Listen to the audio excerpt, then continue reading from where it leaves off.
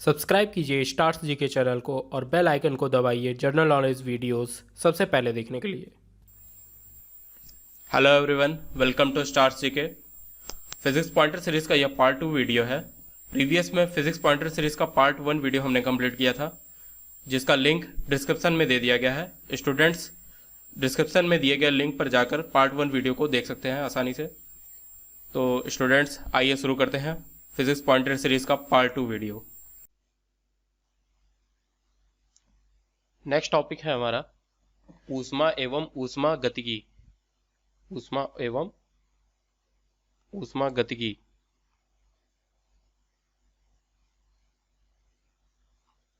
चलिए देख लेते हैं।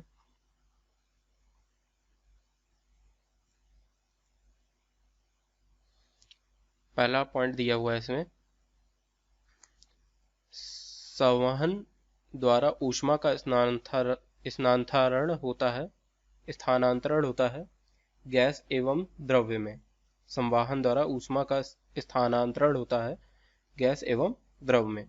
नेक्स्ट टॉपिक है 100 डिग्री सेल्सियस की वाष्प द्वारा उत्पन्न जल उसी ताप के पानी द्वारा उत्पन्न जलन से अधिक गंभीर होती है। 100 डिग्री सेल्सियस की भाप जो होती है वो ज्यादा जलन होती है, क्योंकि भाप द्वारा जो होता है अधिक ऊष्मा दी जाती है। वाष्प द्वारा अधिक ऊष्मा दी जाती है। नेक्स्ट है भाप से अधिक जलता है। ये भी वही है, भाप से अधिक जलता है क्योंकि अपेक्षाकृत उबलते हुए जल से भाप जो होता है अधिक जलता है उबलते हुए जल से, क्योंकि भाप में गुप्त ऊष्मा होती है। गुप्त ऊष्मा होती है। नेक्स्ट है हमारा 1 ग्राम बर्फ को 0 डिग्री सेल्सियस तापमान से वाष्प में 100 डिग्री सेल्सियस तापक्रम तक ले जाने के लिए आवश्यक ऊष्मा है 720 कैलोरी लगेगी। जो ऊष्मा लगेगी 0 डिग्री सेल्सियस से 100 डिग्री सेल्सियस तक ले जाने में जो ऊष्मा लगेगी हमारी वो 720 कैलोरी लगेगी। 1 ग्राम बर्फ को वाष्प में बदलने के लिए 720 कैलोरी की ऊष्मा लगेगी। नेक्स्ट है हमारा सेंटीग्रेड एवं फ़ारेनहाइट तापक्रम समान रहते हैं। सेंटीग्रेड और फ़ारेनहाइट समान रहते हैं किस पे? 40 डिग्री पर। सेंटीग्रेड और फ़ारेनहाइट सेम होते हैं। नेक्स्ट है वह बिंदु जिस पर फ़ारेनहाइट तापक्रम सेंटीग्रेड का तापक्रम का दुगना होता है। वह बिंदु जिस पर फ़ारेनहाइट तापक्रम सेंटीग्रेड तापक्रम का दुगना होता है, सेंटीग्रेड का दुगना होता है, वह होता है 160 डिग्री सेल्सियस। समान किस पे रहते हैं? 40 डिग्री पर रहते हैं। और दुगना जो हो जाता है फ़ारेनहाइट सेंटीग्रेड का वो होता है 160 डिग्री सेल्सियस पर। चलिए नेक्स्ट देख लेते हैं।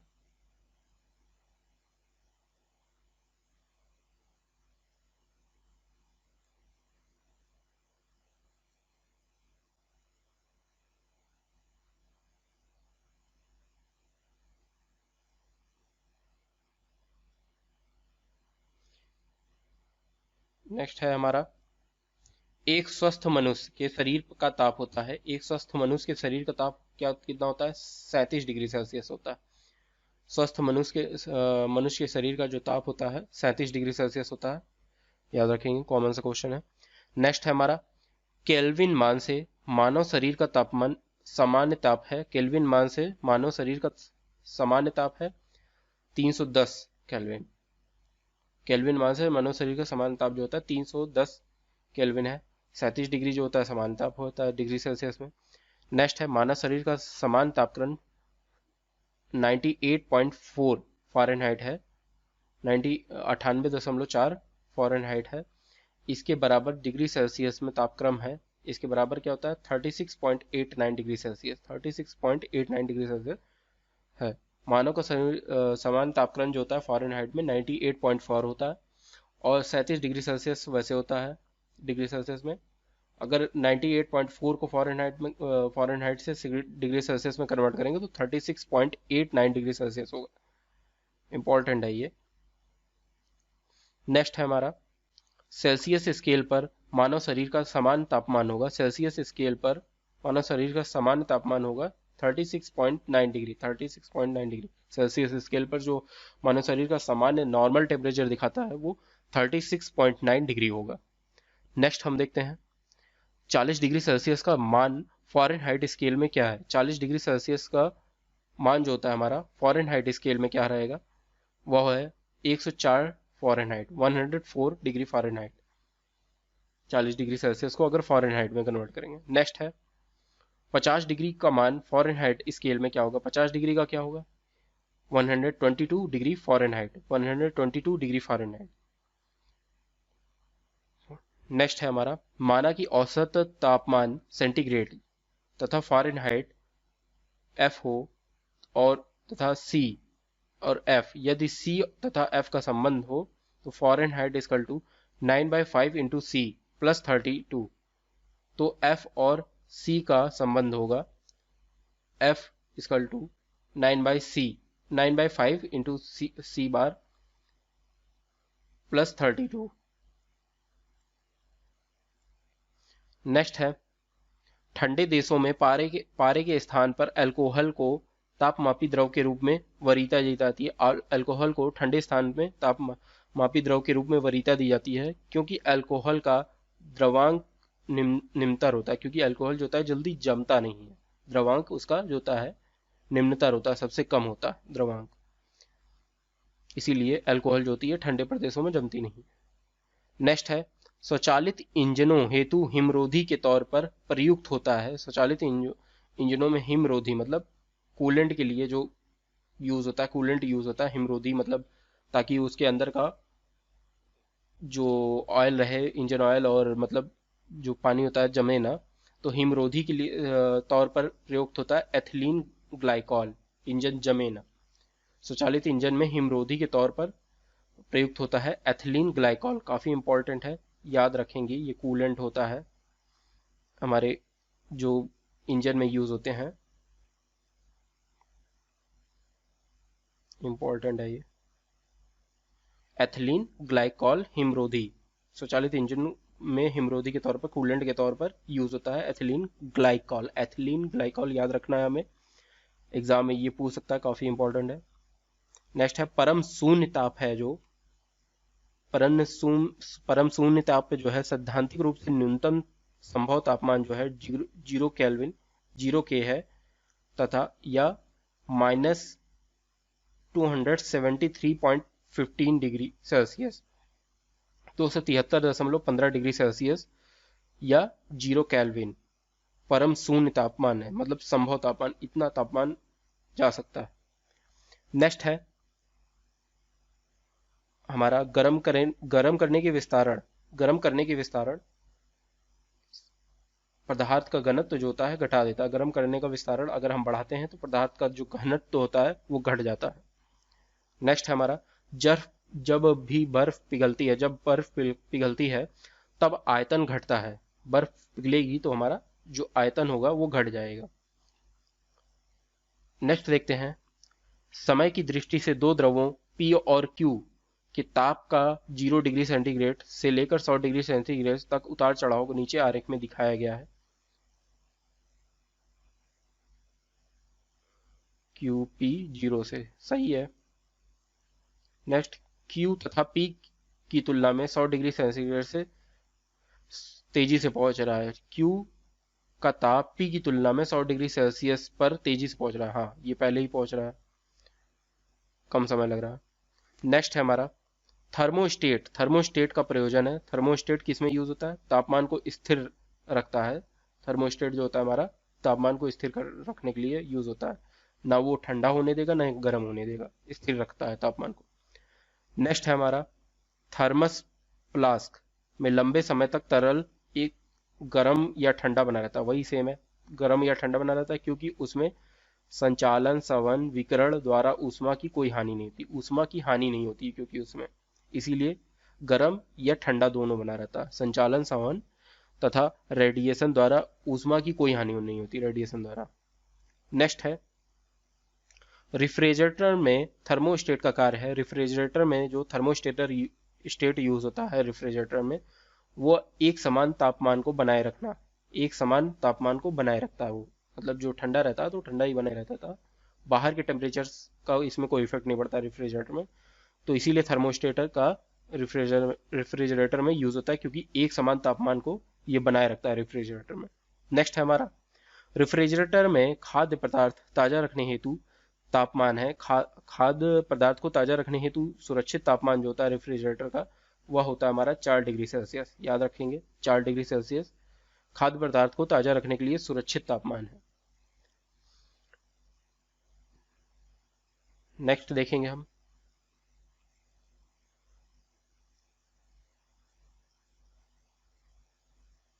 नेक्स्ट हमारा, जब सीले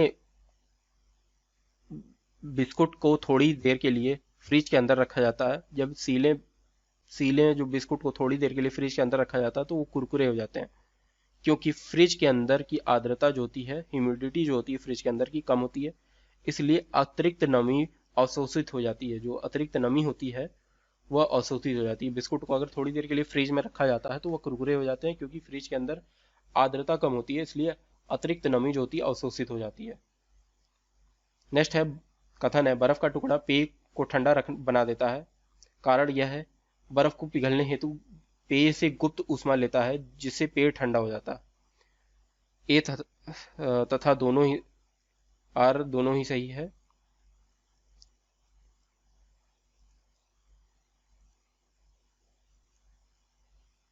नेक्स्ट देखते हैं, शीशे की छड़ जब भाप में रखी जाती है, शीशे की छड़ अगर भाप में रखी जाएगी तो इसकी लंबाई बढ़ जाती है, साथ ही इसकी चौड़ाई भी बढ़ती है।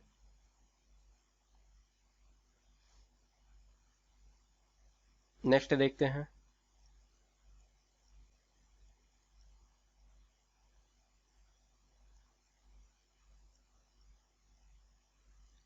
ठंडे के दिनों में लोहे के गुटके, नेक्स्ट है, ठंडे के दिनों में लोहे के गुटके और लकड़ी के गुटके को प्रातः काल में छुएं तो लोहे का गुटका ठंडा लगता है, क्योंकि लोहे का गुटका इसलिए ठंडा लगता है क्योंकि लकड़ी की तुलना में लोहा जो होता है ऊष्मा का अच्छा चालक है। ऊष्मा का अच्छा चालक जो है लोहा है, लकड़ी की तुलना में लोहा ऊष्मा का अच्छा चालक है।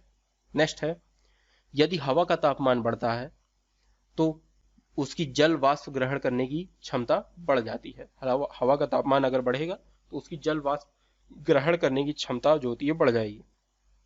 नेक्स्ट है, तेज हवा वाली रात्रि में ओस नहीं बनती है, क्योंकि वाष्पीकरण की दर तेज हो जाती है। इवेपोरेशन की दर जो होती है तेज होती है तेज हवा में, इसीलिए ओस नहीं बनती है। तेज हवा वाली रात्रि में ओस नहीं बनती। नेक्स्ट है, कमरे में लगा हुआ वातानुकूलक नियंत्रित करता है। कमरे में लगा हुआ वातानुकूलक नियंत्रित करता है केवल आर्द्रता एवं तापक्रम, ह्यूमिडिटी और टेम्परेचर नियंत्रित करता है। वातानुकूलक कमरे में एसी जो होता है हमारा, ह्यूमिडिटी और टेम्परेचर को कंट्रोल करता है। अवलवणीकरण किस रिलेटेड है? समुद्र जल से। प्रतिलोम परासरण जो है हमारा पेयजल है। विकृतीकरण रेडिएशन है। विकृतीकरण जो है हमारा प्रोटीन से रिलेटेड है। नेक्स्ट है पॉस्चरीकरण। पॉस्चरीकरण किस में होता है? चाय के में होता है। नेक्स्ट पॉइंट है हमारा डेजर्ट कूलर द्वारा शीतलन आधारित है। डेजर्ट कूलर द्वारा शीतलन जो आधारित, जो मतलब हमारा कूलर होता है वो किस पर आधारित है? वाष्पन शीतलन पे, इवेपोरेशन होता है इसमें डेजर्ट कूलर में। नेक्स्ट है हमारा कमरे को ठंडा किया जा सकता है संपीड़ित गैस को छोड़ने से। संपीड़ित गैस मतलब हमारा होगा कॉम्प्रेस्ड गैस। कॉम्प्रेस्ड गैस, संपीड़ित गैस जो होती है हमारा उसका मतलब होता है कॉम्प्रेस्ड गैस। कमरे को ठंडा किया जा सकता है किससे? कॉम्प्रेस्ड गैस को छोड़ने से, यानी संपीड़ित गैस को छोड़ने से कमरे को ठंडा किया जा सकता है। नेक्स्ट है गीले कपड़े सबसे जल्दी सूख जाएंगे कम आर्द्रता और अधिक तापमान पर। अगर ह्यूमिडिटी कम होगी और तापमान अधिक होगा तो गीले कपड़े जल्दी सूख जाएंगे। नेक्स्ट है हमारा जब पानी में नमक मिलाया जाता है, जब पानी में नमक मिलाया जाता है तो क्वथनांक बढ़ जाता है, जमाव बिंदु जो होता है घट जाता है। पानी में अगर नमक मिला दिया जाएगा तो क्वथनांक जो होता है बढ़ता है, और जमाव बिंदु जो होता है, जमने का दर जो होती है घट जाती है अगर पानी में नमक मिलाया जाता है। तो क्वथनांक जो होगा बढ़ जाएगा, यानी कि, और जमाव बिंदु जो होता है घट जाता है, क्वथनांक बढ़ जाता है, गलने की दर बढ़ जाती है और जमाव बिंदु घट जाता है। नेक्स्ट है हमारा, जब पानी में साधारण नमक मिलाया जाता है, जब पानी में साधारण नमक मिलाया जाता है तो पानी के क्वथनांक बिंदु और हिमांक बिंदु क्रमशः बढ़ेंगे और घटेंगे। क्वथनांक बिंदु जो होगा बढ़ेगा और हिमांक बिंदु जो होगा हमारा वो घटेगा।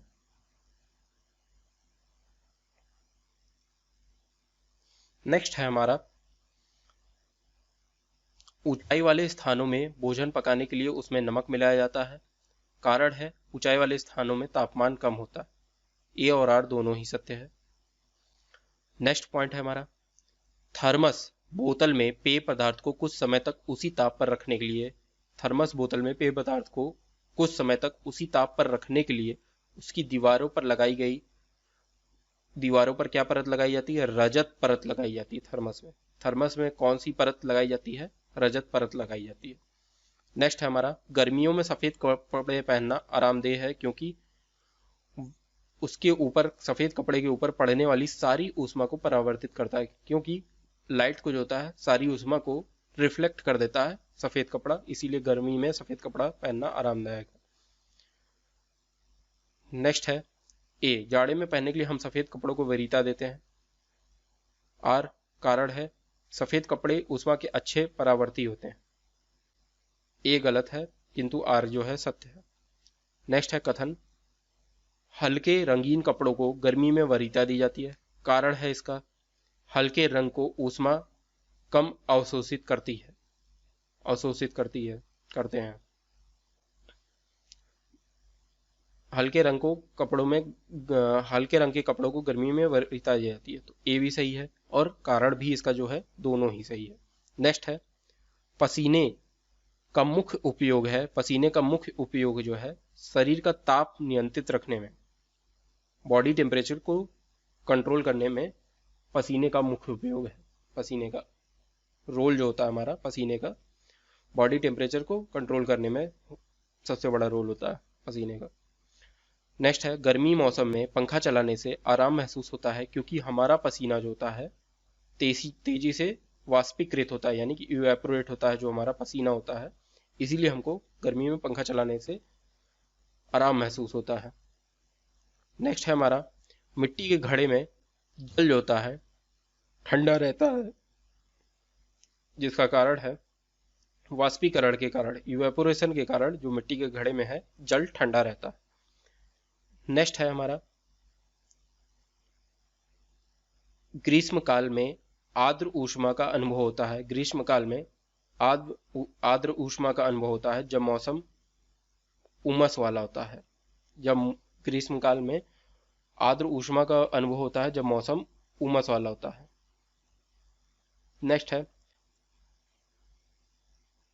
शुष्कता दशा संबंधित है निर्मलता ह्यूमिडिटी से। शुष्कता जो है हमारी ह्यूमिडिटी से संबंधित है, निर्मलता आर्द्रता से संबंधित है।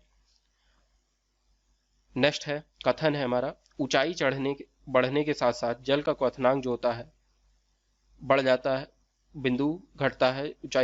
ऊंचाई बढ़ने के साथ साथ जल का क्वथनांक बिंदु जो होता है घटता जाता है। कारण यह है, ऊंचाई के साथ वायुमंडलीय दाब बढ़ता जाता है, वायुमंडलीय दाब जो होता है बढ़ जाता है। तो ऊंचाई के साथ साथ जल का क्वथनांक बिंदु जो होता है घटता तो जाता है, ये सही है, लेकिन कारण जो है गलत है, एटमॉस्फेरिक प्रेशर के कारण नहीं होता। नेक्स्ट है हमारा, वायुमंडल हमारे ऊपर बहुत अधिक दबाव डालता है परंतु हम इसका अनुभव नहीं कर पाते हैं क्योंकि हमारा रक्त वायुमंडल के दबाव से कुछ अधिक दबाव डालता है। हमारा रक्त जो होता है वायुमंडल के दबाव से कुछ अधिक दबाव डालता है।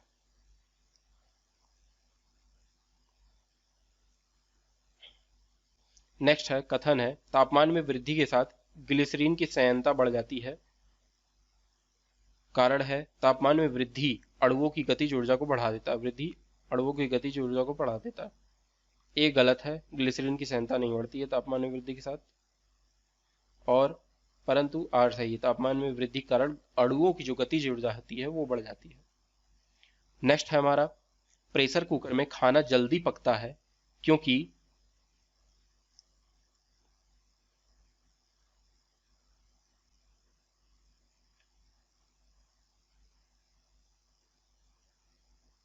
प्रेशर कुकर में खाना जल्दी पकता है क्योंकि अधिक दाब पर पानी अधिक तापक्रम पर उबलने लगता है। अधिक दाब पर पानी अधिक तापक्रम पर उबलता है, दाब के कारण पानी जो होता है अधिक तापक्रम पर उबलने लगता है प्रेशर कुकर में, इसीलिए खाना जो होता है जल्दी पकता है, क्योंकि प्रेशर उसमें अधिक दाब भी होता है, जिससे अधिक दाब के होने की वजह से पानी जो होता है अधिक तापक्रम पर उबलने लगता है। नेक्स्ट है हमारा, प्रेशर कुकर में खाना शीघ्रता पूर्वक बन जाता है क्योंकि बढ़ा बढ़ा हुआ दाब क्वथनांक को बढ़ा देता है, बढ़ा हुआ जो दाब होता है क्वथनांक को बढ़ा देता है।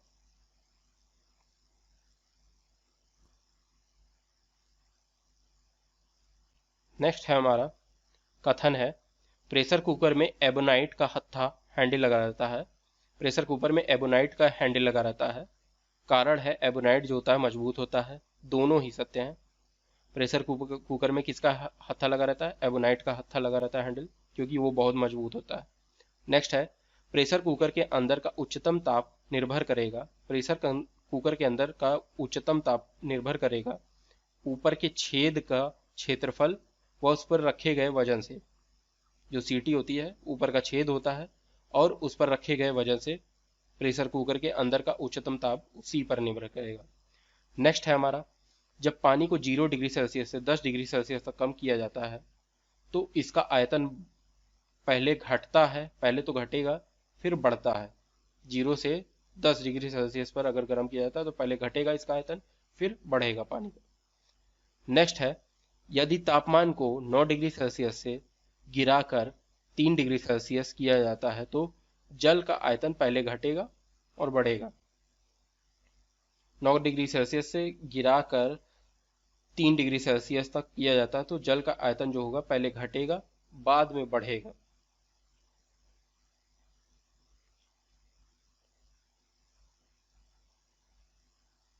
नेक्स्ट है, पानी से भरी डाट लगी बोतल, पानी से भरी डाट लगी बोतल जमीन पर गिरने पर टूट जाएगी। पानी से भरी डाट लगी बोतल जमीन पर गिरने पर टूट जाएगी क्योंकि जमने पर जल का आयतन जो होता है बढ़ जाता है। अगर पानी से भरी बोतल जमी हुई हो, जमने पर अगर पानी से भरी हुई बोतल को बंद कर कर उसको जमाने की कोशिश की जाए तो वह जमने पर टूट जाती है। उसमें बर्फ अगर जमती है तो वो टूट जाती है, क्योंकि जमने पर जल का जो आयतन होता है वो बढ़ जाता है, एक्सपैंड होता है। नेक्स्ट है हमारा, जल युक्त ग्लास में तैरता हुआ बर्फ का टुकड़ा जब पिघलता है, जल युक्त ग्लास में मतलब पानी में तैरता हुआ बर्फ का टुकड़ा जब पिघलता है तो पानी का स्तर बढ़ेगा, घटेगा या वही रहेगा? तो सेम एज इट इज रहेगा, क्योंकि पानी का स्तर वही रहेगा अगर बर्फ उसमें पिघलती भी है तो पानी में। नेक्स्ट है, साफ मेघ रहित रातों की तुलना में मेघाच्छन्न रातें अपेक्षाकृत अधिक गर्म होती हैं, क्योंकि बादल रहित बादलों वाली रातें जो होती हैं अधिक गर्म होती हैं, क्योंकि बादल जो होता है पृथ्वी से छोड़ी गई, पृथ्वी से निकली गई उष्मा को परावर्तित करते हैं, रिफ्लेक्ट कर देते हैं। पृथ्वी से छोड़ी गई उष्मा को फिर से वापस भेज देते हैं। जो पृथ्वी से गर्मी निकलती है उसको फिर से वापस भेज देते हैं बादल, इसीलिए बादल वाली रातों में गर्मी अधिक ज्यादा होती है रातों में। नेक्स्ट है, बादल आच्छादित रातों में स्वच्छ प्रकाश वाली रातों से अधिक गर्म होती है, क्योंकि बादल पृथ्वी तथा हवा से ऊष्मा का विकिरण को रोकते हैं। पृथ्वी तथा हवा से जो होता है ऊष्मा की का विकिरण जो होता है वो उसको रोक देते हैं, ट्रांसफर, ऊष्मा का ट्रांसफर जो होता है रोक देते हैं। नेक्स्ट है हमारा, शीत कोष्ठ में भंडार रहित फल अधिक समय तक चलते हैं क्योंकि श्वसन की दर जो होती है घट जाती है। शीत कोष्ठ में भंडारित फल जो स्टॉक में होता है, कूल स्टॉक में जो हमारा फल होता है अधिक समय चलते हैं क्योंकि श्वसन की दर जो होती है उसमें घट जाती है। नेक्स्ट है, हाइड्रोजन से भरा हुआ पॉलीथीन का गुब्बारा, हाइड्रोजन से भरा हुआ पॉलीथीन का गुब्बारा स्थल से अगर छोड़ा जाए, जमीन से अगर छोड़ा जाता है हाइड्रोजन का गुब्बारा हाइड्रोजन से भरा हुआ पॉलिथीन का गुब्बारा, तो वायुमंडल में ऊंचाई पर जाने पर क्या होगा, गुब्बारे के अमाप में जो होगी वृद्धि होगी। गुब्बारे के अमाप में क्या होगी, वृद्धि होगी। अगर हाइड्रोजन से भरा हुआ पॉलिथीन का गुब्बारा जमीन से छोड़ा जाए वायुमंडल में, तो ऊपर ऊंचाई पर जाने पर गुब्बारे के माप में जो होगी वृद्धि होगी। नेक्स्ट है ऊनी वस्त्र कथन है। ऊनी वस्त्र हमें गर्म रखते हैं। कारण है जिसका, ऊनी रेशे एक विशेष प्रकार के प्रोटीन के बने होते हैं जिसमें जो ऊष्मा के कुछ अलग होते हैं। नहीं, गलत है, ये कारण जो है गलत है। हाँ, ऊनी वस्तुओं में गर्म रखते हैं। नेक्स्ट है हमारा, कमरे में रखे रेफ्रिजरेटर का दरवाजा खोलकर, अगर कमरे में रखे रेफ्रिजरेटर का दरवाजा खोल दिया जाए तो क्या होगा, अंततः कमरा गर्म ही होगा, क्योंकि पीछे से गर्मी ही निकलती है, उसमें एक साइड से गर्मी निकलती है और अंदर की साइड ठंडा होता है। नेक्स्ट है, यदि किसी गैस का आयतन 27 डिग्री सेल्सियस पर संपीड़ित मूल का आधा रह जाए तो उसे पुनः मूल आयतन प्राप्त करने के लिए मूल आयतन प्राप्त करने के लिए गर्म किया जाएगा 327 डिग्री सेल्सियस तक। मूल आयतन प्राप्त करने के लिए 327 डिग्री सेल्सियस तक गर्म किया जाएगा। किसी गैस का आयतन 27 डिग्री सेल्सियस पर संपीड़ित मूल का आधा रह जाए, तो अगर आधा हो जाता है 27 डिग्री सेल्सियस पर, तो उसे अपना मूल आयतन प्राप्त करने के लिए उसको 327 डिग्री सेल्सियस तक गर्म करना पड़ेगा।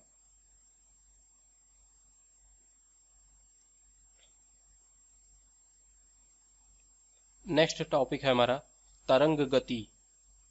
तरंग गति है इसका पहला पॉइंट है हमारा, रेडियो तरंगों, एक्स तरंगों, प्रकाश तरंगों, ध्वनि तरंगों में से वह जो यांत्रिक तरंग है, यांत्रिक तरंग क्या होती हैं, हमारी ध्वनि तरंगे होंगी। इसमें से ध्वनि तरंगे यांत्रिक तरंगे हैं, याद रखेंगे, इंपॉर्टेंट है। ध्वनि तरंगे क्या है, हमारी यांत्रिक तरंगे हैं।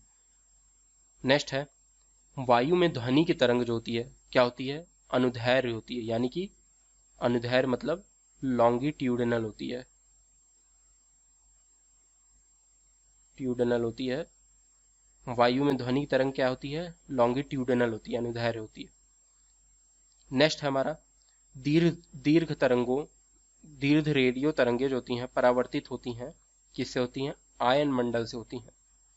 दीर्घ रेडियो तरंगे कहाँ से परावर्तित होती हैं, कहाँ से गिरती हैं, आयन मंडल से ही होती हैं, परावर्तित होती हैं।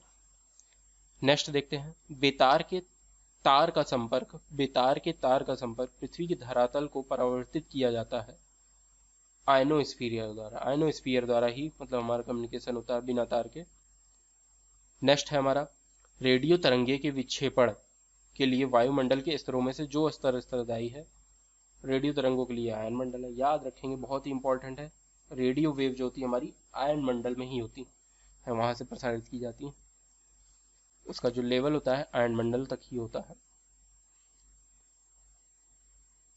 से प्रसारित की जाती है। नेक्स्ट है हमारा, तरंग में जो शून्य संचारण नहीं कर सकती है, तरंग में जो शून्य में संचारण नहीं कर, तरंगे जो शून्य में संचारण नहीं कर सकती हैं वह है ध्वनि तरंगे, शून्य में संचारण नहीं कर सकती। नेक्स्ट है कॉस्मिक किरणें। कॉस्मिक किरणें क्या होती हैं, अवशेषित कण हैं, यानी कि चार्ज्ड पार्टिकल्स हैं। कॉस्मिक किरणें जो है हमारी वो क्या है, चार्ज पार्टिकल्स हैं, चार्ज पार्टिकल्स होते हैं, अवशेषित कण होते हैं। नेक्स्ट है हमारा, कॉस्मिक किरणें के संबंध में सही कथन नहीं है, वे विद्युत चुंबकीय तरंगे होती नहीं होती हैं। कॉस्मिक किरणें जो होती हैं हमारी चार्ज पार्टिकल्स होती हैं, याद रखेंगे, चार्ज, कॉस्मिक किरणें क्या होती है, हमारी चार्ज्ड पार्टिकल होती हैं। नेक्स्ट है हमारा, परा उच्च आवृत्ति, आवृत्ति की तरंगे साधारणतः संचारित की जाती हैं, परा उच्च आवृत्ति की तरंगे साधारणतः संचारित की जाती हैं अंतरिक्ष तरंगों के रूप में, अंतरिक्ष तरंगों के रूप में संचारित की जाती हैं। परा उच्च आवृत्ति की तरंगे साधारणतः संचारित की जाती हैं अंतरिक्ष तरंगों के रूप में। नेक्स्ट है हमारा, दो उत्तरोत्तर सक्सेसिव क्रेस्ट और दो उत्तरोत्तर गर्त सक्सेसिव ट्रफ्स के बीच की दूरी को कहते हैं तरंग दैर्घ्य, वेवलेंथ कहते हैं। नेक्स्ट है, क्रिस्टल की संरचना के लिए प्रयोग में लाया जाता है। क्रिस्टल की संरचना को जानने के लिए, क्रिस्टल की संरचना को जानने के लिए किसको प्रयोग में लाया जाता है, एक्स किरणों को प्रयोग में लाया जाता है। क्रिस्टल की संरचना जानने के लिए प्रयोग में लाया जाता है एक्स किरणों को। नेक्स्ट है हमारा एक रडार जो शत्रु की वायुयान की उपस्थिति का पता लगाता है, प्रयोग करता है रेडियो तरंगों का। रडार किस पे काम करता है? रेडियो तरंगों पे काम करता है। नेक्स्ट है जब संताप मंडल में ओजोन का अवक्षय होता है, संताप मंडल में ओजोन का अवक्षय होता है तो पृथ्वी के धरातल पर पतित विकिरण रेडिएशन की तरंग दैर्घ्य होती है। पृथ्वी के धरातल पर जो अल्ट्रावायलेट रेडिएशन होती है वो होती है 10⁻⁻⁷ m। याद रखेंगे, काफी इंपॉर्टेंट है। संताप मंडल में अगर ओजोन का अवक्षय होता है तो पृथ्वी के धरातल पर जो अल्ट्रावायलेट रेडिएशन पड़ती है उसकी तरंग दैर्घ्य की विकिरण होती है, क्या होती है? 10⁻⁻⁷ m। 10⁻⁻⁷ m। नेक्स्ट है हमारा रात्रि दृष्टि उपकरणों में प्रयोग किया जाता है। मतलब जैसे इन नाइट विजन कैमरों में हमारे उपयोग किया जाता है अवरक्त तरंगों का, इंफ्रारेड रेस का प्रयोग किया जाता है। इंफ्रारेड रेस का प्रयोग किया जाता है नाइट विजन कैमरे में, रात्रि दृष्टि उपकरणों में रात्रि दृष्टि उपकरणों में, यानी कि नाइट विजन कैमरों में हमारे इंफ्रारेड रेस का यूज किया जाता है देखने के लिए। नेक्स्ट है हमारा दूर संचार के लिए प्रयुक्त तरंगे जो हैं, दूर संचार के लिए कौन सी तरंगे यूज की जाती हैं? माइक्रोवेव तरंग रेस यूज की जाती हैं। नेक्स्ट है हमारा एफएम प्रसारण। एफएम रेडियो जो होता है हमारा प्रसारण सेवा में प्रयुक्त होने वाली फ्रीक्वेंसी बैंड का क्या होती है? रेंज होती है, परास क्या होती है? एफएम रेडियो की फ्रीक्वेंसी रेंज जो होती है हमारी 88 से लेके 108 मेगाहर्ट्ज के मध्य, मतलब 88 से लेके 108 मेगाहर्ट्ज के बीच की होती है। एफएम रेडियो की जो आवृत्ति बैंड होती है हमारी 88 से लेके 108 मेगाहर्ट्ज तक होती है, 88 टू 108 मेगाहर्ट्ज तक। नेक्स्ट है हमारा आंतों के रोगों के निदान में उपयोग किया जाता है। आंतों के रोगों के निदान में उपयोग किया जाता है किसका? एक्स किरणों का। आंतों के रोग जो हमारी इंटेस्टाइन होती है उसके रोगों के निदान में क्या उपयोग किया जाता है? किसका उपयोग किया जाता है? रोगों के निदान में उपयोग किया जाता है एक्स किरणों का। नेक्स्ट है हमारा सिटी स्कैन। सिटी स्कैन करने में प्रयोग में लाई जाती है। सिटी स्कैन करने में प्रयोग में लाई जाती है हमारी, क्या लाई जाती है सिटी स्कैन करने में? एक्स किरणों के द्वारा सिटी स्कैन में किया जाता है। नेक्स्ट टॉपिक है हमारा ध्वनि है, इसमें देख लेते हैं। पहला जल, इस्पात, नाइट्रोजन में ध्वनि की चाल का आरोही क्रम होगा, मतलब गिरता हुआ क्रम, बढ़ता हुआ क्रम होगा जो हमारा सबसे ज्यादा हमारा किसमें होता है? इस्पात में ही होता है। तो और सबसे कम किसमें रहेगा हमारा ध्वनि की चाल जो रहेगी? नाइट्रोजन में रहेगी। तीसरा पहले है, फिर उसके बाद जल में रहती है, जल में ज्यादा रहती है, फिर उसके बाद सबसे ज्यादा जो होती है हमारी धातु में होती है, इस्पात में होती है। नेक्स्ट है हमारा वायु, द्रव, धातु। वायु, द्रव, धातु तथा निर्वात में से ध्वनि का वेग अधिकतम होता है। ध्वनि का वेग जो होता है हमारा धातु में अधिकतम होता है। किसमें होता है? धातु में, मेटल्स में हमारी ध्वनि का वेग जो होता है, साउंड का वेव होता है, साउंड वेव जो होती है सबसे अधिक होती है, सबसे दूर तक सुना जा सकता है धातु में। नेक्स्ट क्वेश्चन देखते हैं हम।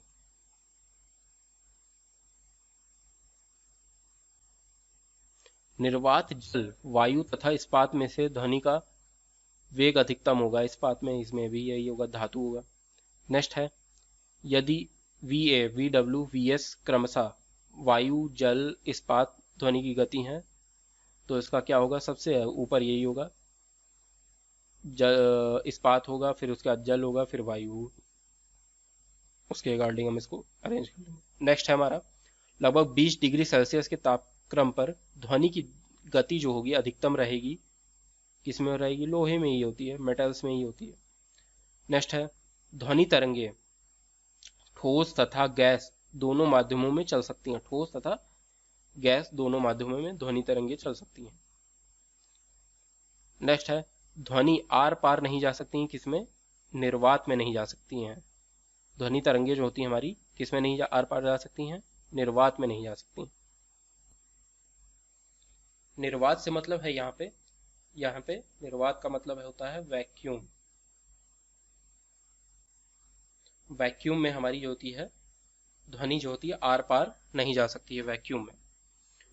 नेक्स्ट है हमारा म्यूजिक कंसर्ट्स के लिए हॉल की दीवारों को ध्वनि का अवशोषण करना चाहिए। ध्वनि का क्या अवशोषण करना चाहिए। म्यूजिक कंसर्ट्स के लिए हॉल की दीवारों को ध्वनि का अवशोषण करना चाहिए।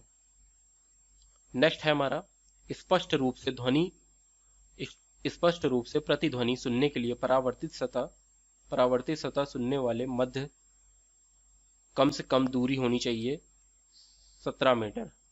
स्पष्ट रूप से प्रतिध्वनि सुनने के लिए परावर्तित सतह और सुनने वाले के मध्य के बीच कम से कम दूरी जो होनी चाहिए वह होनी चाहिए 17 मीटर। 17 मीटर तक हम स्पष्ट रूप से ध्वनि सुन सकते हैं ध्वनि। नेक्स्ट है हमारा ध्वनि का वायु में वेग अनुमानित है। ध्वनि का वायु में वेग जो है हमारा कितना है 330 मीटर पर सेकंड है। 330 मीटर प्रति सेकंड की स्पीड से ध्वनि में ट्रेवल करती है वायु में। वायुमंडल में जो होती है हमारी ध्वनि जो होती है 330 मीटर पर सेकंड की स्पीड से ट्रेवल करती है। नेक्स्ट है चंद्रमा के धरातल पर दो व्यक्ति एक दूसरे से बात नहीं कर सकते, जिसका रीजन है चंद्रमा पर वायुमंडल ही नहीं है, इसीलिए बात नहीं कर सकते वहां पे, क्योंकि साउंड ट्रेवल ही नहीं होगी वायुमंडल के बिना। नेक्स्ट है एक अंतरिक्ष यात्री अपने सहपाठी को चंद्रमा की सतह पर नहीं सुन सकता है। अंतरिक्ष यात्री अपने सहपाठी को चंद्रमा की सतह पर क्यों नहीं सुनता? ध्वनि को प्रचारित करने के लिए कोई माध्यम नहीं है, चंद्रमा पर वायुमंडल नहीं है।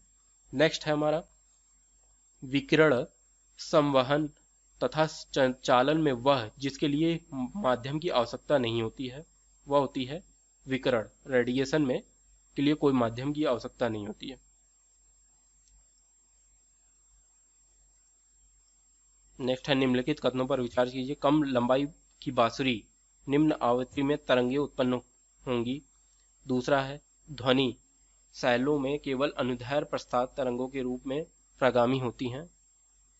उपयुक्त कथनों में से ना तो एक सही है और ना ही दो सही है।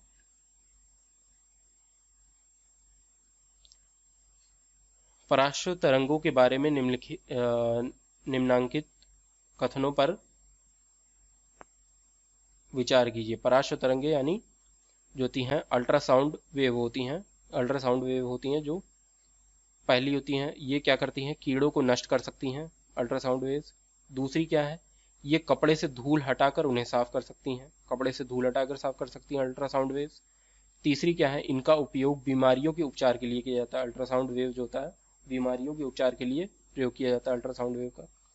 नेक्स्ट है ये स्वचालित दरवाजों को नियंत्रित कर सकती हैं, स्वचालित दरवाजों को नियंत्रित भी कर सकती हैं अल्ट्रासाउंड वेव्स। सभी सही हैं। कीड़ों को मार सकती हैं, कपड़ों से धूल हटाने में काम आता है अल्ट्रासाउंड वेव्स का, और बीमारियों के उपचार के लिए किया जाता है अल्ट्रासाउंड वेव्स का, और ये स्वचालित दरवाजों को भी नियंत्रित कर सकती हैं।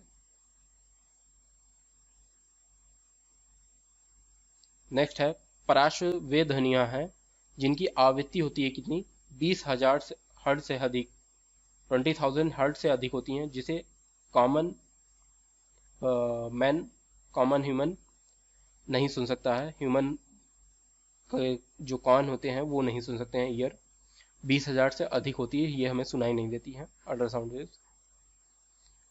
नेक्स्ट है मनुष्य की श्रव्य की सीमा है, मतलब सुनने की सीमा जो है कितनी है 20 हर्ट्ज से 20,000 हर्ट्ज तक मनुष्य जो है सुन सकता है। 20 हर्ट्ज से लेके 20,000 हर्ट्ज तक आदमी की सुनने की क्षमता है। मनुष्य की सुनने की क्षमता जो है 20,000 हर्ट्ज से लेके 20 हर्ट्ज से लेके 20,000 हर्ट्ज तक मनुष्य के कान की सुनने की क्षमता है। नेक्स्ट है एक जैव पद्धति जिसमें पराश्र ध्वनि का उपयोग किया जाता है।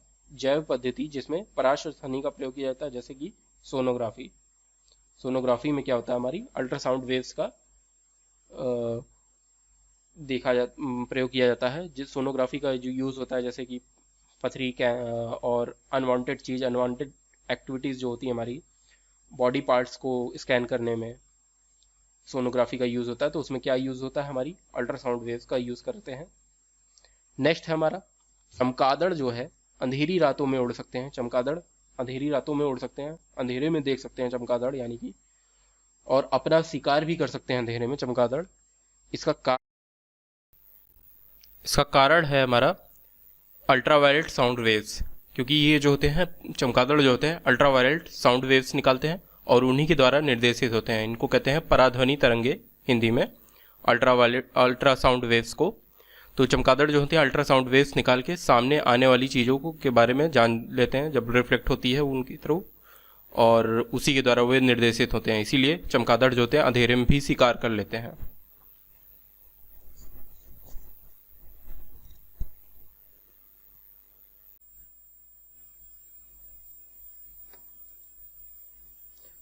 नेक्स्ट है हमारा पराध्वनिक जेट की उड़ान के कारण नुकसान होता है। पराध्वनिक जेट के कारण उड़ान के कारण नुकसान क्या होता है? ओजोन परत को नुकसान होता है। नेक्स्ट है हमारा कथन है, समुद्र तल के निकट मैक संख्या 1 पर जा रहे वायुयान की चाल की तुलना में 15 किलोमीटर ऊंचाई पर मैक की संख्या 1 पर जा रहे वायुयान की चाल अधिक होती है। कारण है ध्वनि की गति परिवर्ती माध्यम के ताप पर निर्भर करती है। कथन गलत है परंतु अर्थ सही है, कारण सही है। नेक्स्ट है हमारा डेसिबल प्रयोग में लाया जाता है। डेसिबल जो होता है प्रयोग में लाया जाता है वातावरण में ध्वनि की तीव्रता के स्तर को नापने के लिए। वातावरण में ध्वनि की तीव्रता के स्तर को नापने के लिए डेसिबल प्रयोग में लाया जाता है। नेक्स्ट है हमारा ध्वनि की प्रबलता। ध्वनि की प्रबलता मापी जाती है आयाम से। ध्वनि की प्रबलता किससे नापी जाती है? आयाम से नापी जाती है।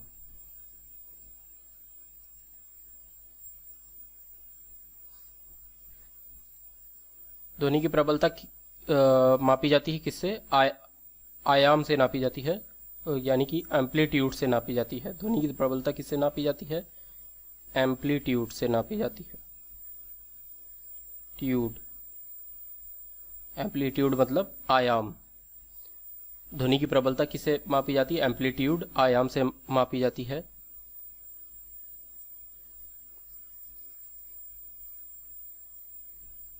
नेक्स्ट देखते हैं, जब दो लोग आपस में बात करते हैं तब जो ध्वनि उत्पन्न होती है, जब दो लोग आपस में बात करते हैं तब जो ध्वनि उत्पन्न होती है वह होती है 30 डेसिबल, यानी लगभग 30 डेसिबल। जब दो लोग आपस में बात करते हैं तो वह ध्वनि उत्पन्न जो होती है वह कितनी होती है? वह लगभग 30 डेसिबल के बराबर होती है। नेक्स्ट है 100 डेसिबल। 100 डेसिबल का रव नॉइस की प्रबलता का स्तर संगत होगा। यह 100 डेसिबल जो होता है यंत्र कारखाने के शोर से ही आता है। नेक्स्ट देखते हैं, विश्व स्वास्थ्य संगठन के अनुसार एक नगर के लिए सुरक्षित यानी सुरक्षित ध्वनि, विश्व स्वास्थ्य संगठन के अनुसार एक नगर के लिए सुरक्षित ध्वनि प्रदूषण स्तर है। सुरक्षित ध्वनि जो प्रदूषण स्तर है वह कितना है? 45 डीबी है, 45 डेसिबल, 45 डेसिबल, यानी कि सुरक्षित ध्वनि प्रदूषण का स्तर क्या है? सुरक्षित ध्वनि प्रदूषण का स्तर जो है हमारा 45 डेसिबल है। याद रखेंगे, काफी इंपॉर्टेंट है। सुरक्षित ध्वनि प्रदूषण का स्तर क्या है? 45 डेसिबल है। नेक्स्ट है हमारा मनुष्य के लिए शोर की सह सीमा करीब होती है। मनुष्य के लिए शोर की सह सीमा, मनुष्य कितने डेसिबल तक साउंड सुन सकता है? लगभग 85 डेसिबल तक सुन सकता है, उसके ऊपर नहीं सुन सकता है शोर। नेक्स्ट है हमारा मनुष्य के लिए मानक ध्वनि स्तर है। मानक ध्वनि स्तर है मतलब नॉर्मल स्तर जो होता है मनुष्य के लिए 60 डेसिबल तक होता है, 60 डेसिबल तक होता है। और सीमा जो होती है, शोर सह सीमा होती है, कान की सुनने की सीमा जो होती है वो 85 डेसिबल, 85 डेसिबल होती है। और मानक ध्वनि स्तर जो है, नॉर्मल जो है, वो 60 डेसिबल होती है। मानो के मनुष्यों के सुनने की मानक ध्वनि स्तर जो है 60 डेसिबल होगी। नेक्स्ट है, एक मजदूर रेल की पटरी पर कार्य कर रहा था। एक लड़का कुछ दूरी पर अपने कान पटरियों पर रखकर जब मजदूर द्वारा की जाने वाली हथौड़े की आवाज को सुनता है तो उसे 2 बार आवाजें सुनाई देती हैं। इसका कारण क्या है? ध्वनि का जो वेग है, इस्पात में वायु की अपेक्षा अधिक है। एक एक बार उसको सुनाई देता है, रेल की पटरी से सुनाई देता है, दोबारा उसको सुनाई देता है वायु के द्वारा सुनाई देता है, तो 2 बार सुनाई देता है, ये रीजन। नेक्स्ट है, जब सितार और बांसुरी एक ही स्वर में बजाया जाए तो उनमें से उत्पन्न ध्वनि का भेद किया जाता है केवल ध्वनि गुणता के कारण, क्वालिटी में अंतर के कारण। नेक्स्ट है, कथन है, अनुकरण विशेषता बड़े गिरजाघरों अन्य भवनों के में प्रतीत होता है। अनुरणन विशेषता बड़े गिरजाघरों तथा अन्य बड़े भवनों में प्रतीत होता है। कारण है इसका, दीवारों, छत एवं धरातल से अपवर्त ध्वनि परावर्तन हो सकती है। ए और आर दोनों ही सही है। ए और आर दोनों ही सही है।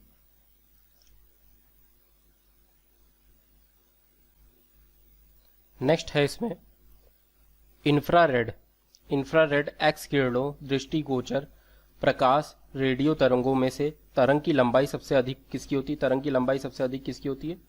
रेडियो तरंगों की लंबाई सबसे अधिक होती है। रेडियो तरंगों की लंबाई सबसे अधिक होती है। नेक्स्ट है, एक टीवी सेट को चलाने के लिए टीवी रिमोट नियंत्रण इकाई द्वारा प्रयोग किया जाता है। टीवी रिमोट किस तरंगों का यूज किया जाता है? रेडियो तरंगों का यूज किया जाता है टीवी रिमोट में। टीवी के रिमोट में रेडियो तरंगों का यूज किया जाता है। नेक्स्ट है, टेलीविजन के दूरस्थ नियंत्रण के लिए जिस विद्युत चुंबकीय विकिरण का उपयोग किया जाता है वह होता है अवरक्त विकिरण यानी कि अवरक्त रेडिएशन हमारा, अवरक्त विकिरण जो है हमारा इंफ्रारेड रेडिएशन है। इंफ्रारेड रेडिएशन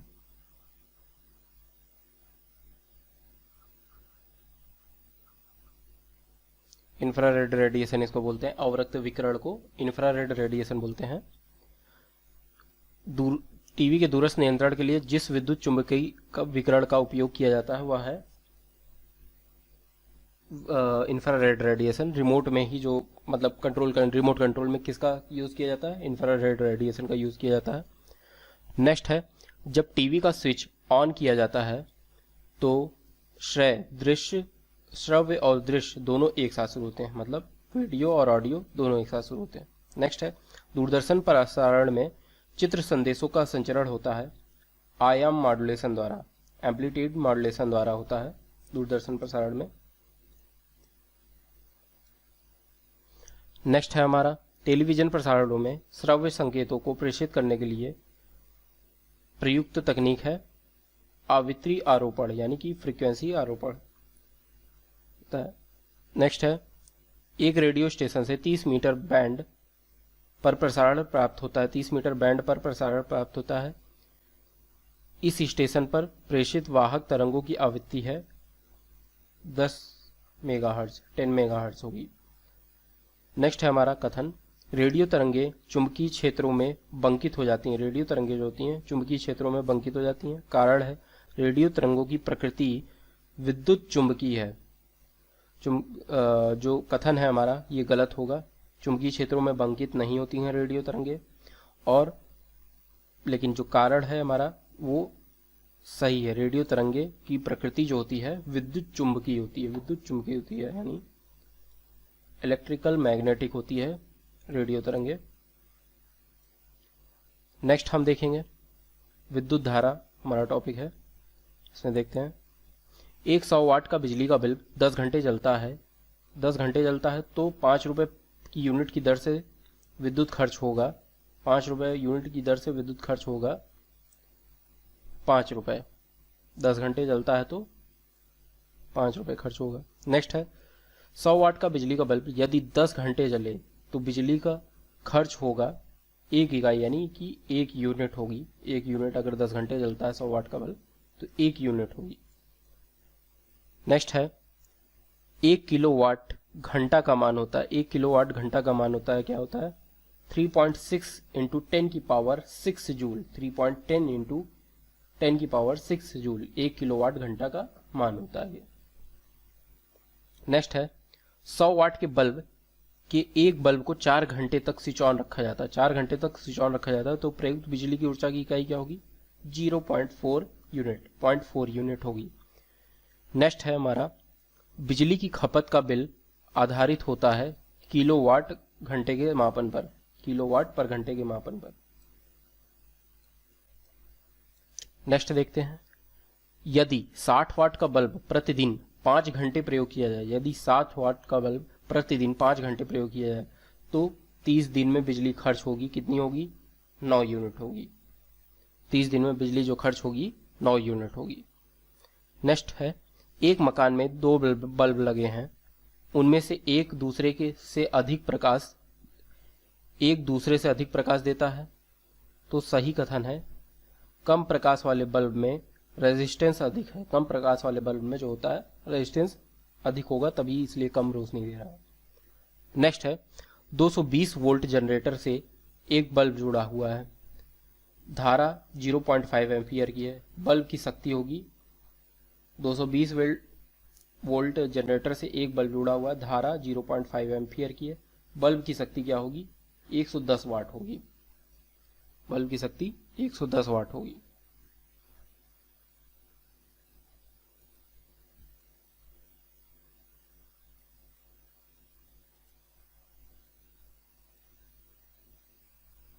नेक्स्ट है, एक मकान में 2 बल्बों में से एक दूसरे से अधिक रोशनी देता है, चमकदार है, इन दोनों में उच्चतर प्रतिरोध है, मंद रोशनी वाले बल्ब में ज्यादा रेजिस्टेंस है। नेक्स्ट है हमारा, विद्युत चुंबकीय प्रेरण आधारित है युक्ति है, विद्युत चुंबकीय प्रेरण आधारित युक्ति है डायनमो तथा विद्युत मोटर, डायनमो और विद्युत मोटर में विद्युत चुंबकीय प्रेरण आधारित युक्ति है। नेक्स्ट है, डायनमो जिसे बिजली उत्पादन हेतु कथित रूप से प्रयोग में लाते हैं, डायनमो जिसे बिजली उत्पादन हेतु कथित रूप से प्रयोग में लाते हैं, यह वास्तव में ऊर्जा का परिवर्तक होता है, यांत्रिक ऊर्जा को विद्युत ऊर्जा में बदलता है डायनमो जो होता है हमारा। नेक्स्ट है, डायनमो परिवर्तित क्या करता है? यांत्रिक ऊर्जा को विद्युत ऊर्जा में परिवर्तित करता है। नेक्स्ट है, टरबाइन व डायनमो से बिजली प्राप्त करने में विद्युत ऊर्जा में परिवर्तित करते हैं मैकेनिकल ऊर्जा को, हम रोटेट करते हैं, वो मैकेनिकल ऊर्जा होती है हमारी, उसको विद्युत ऊर्जा में परिवर्तित करते हैं हम। नेक्स्ट है, जब तक वैद्युतिक ऊर्जा गति में परिवर्तित होती है, जब तक वैद्युतिक ऊर्जा गति में परिवर्तित होती है तब ऊष्मा की कोई हानि नहीं होती है, तब ऊष्मा की कोई हानि नहीं होती। जब वैद्युतिक ऊर्जा गति में परिवर्तित होती है तो ऊष्मा की कोई हानि नहीं होती। नेक्स्ट है, विद्युत ऊर्जा को यांत्रिक ऊर्जा में बदलने वाली युक्ति है, विद्युत ऊर्जा को यांत्रिक ऊर्जा में बदलने वाली युक्ति है विद्युत मोटर है। नेक्स्ट है हमारा, ऐसा उपकरण जो रासायनिक ऊर्जा को विद्युत ऊर्जा में परिवर्तित कर दे वह कहलाता है क्या? बैटरी। बैटरी में रासायनिक ऊर्जा विद्युत ऊर्जा में कन्वर्ट होती है। नेक्स्ट है, कम वोल्टेज पर कार्य करने वाला पर विद्युत मोटर प्रायः जल जाते हैं क्योंकि वे अधिक विद्युत धारा खींचते हैं जो वोल्टेज के प्रतिलोमानुपाती होती है, वोल्टेज के प्रतिलोमानुपाती होती है, प्रतिलोमानुपाती होती है वोल्टेज के, अधिक धारा विद्युत धारा खींचती है क्योंकि इसीलिए जल जाती है।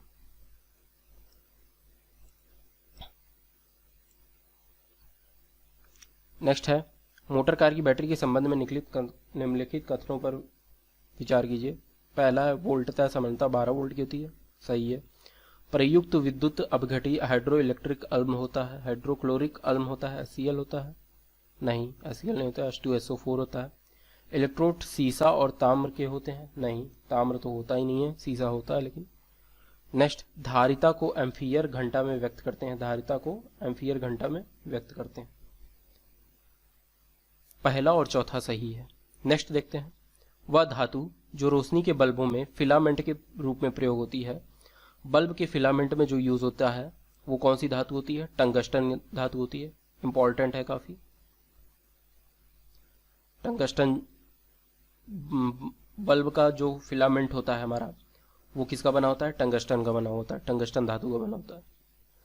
नेक्स्ट देखते हैं, निकिल कैडमियम बैटरी का प्रयोग होता है, कैलकुलेटर, ट्रांजिस्टर, कॉर्डलेस इलेक्ट्रॉनिक उपकरण में निकल कैडमियम बैटरी का प्रयोग होता है। बिजली के बल्ब का तंतु बना होता है। बिजली के बल्ब का तंतु या फिलामेंट, बिजली के बल्ब का तंतु टंगस्टन का बना होता है। नेक्स्ट, निम्नलिखित कथनों पर विचार कीजिए।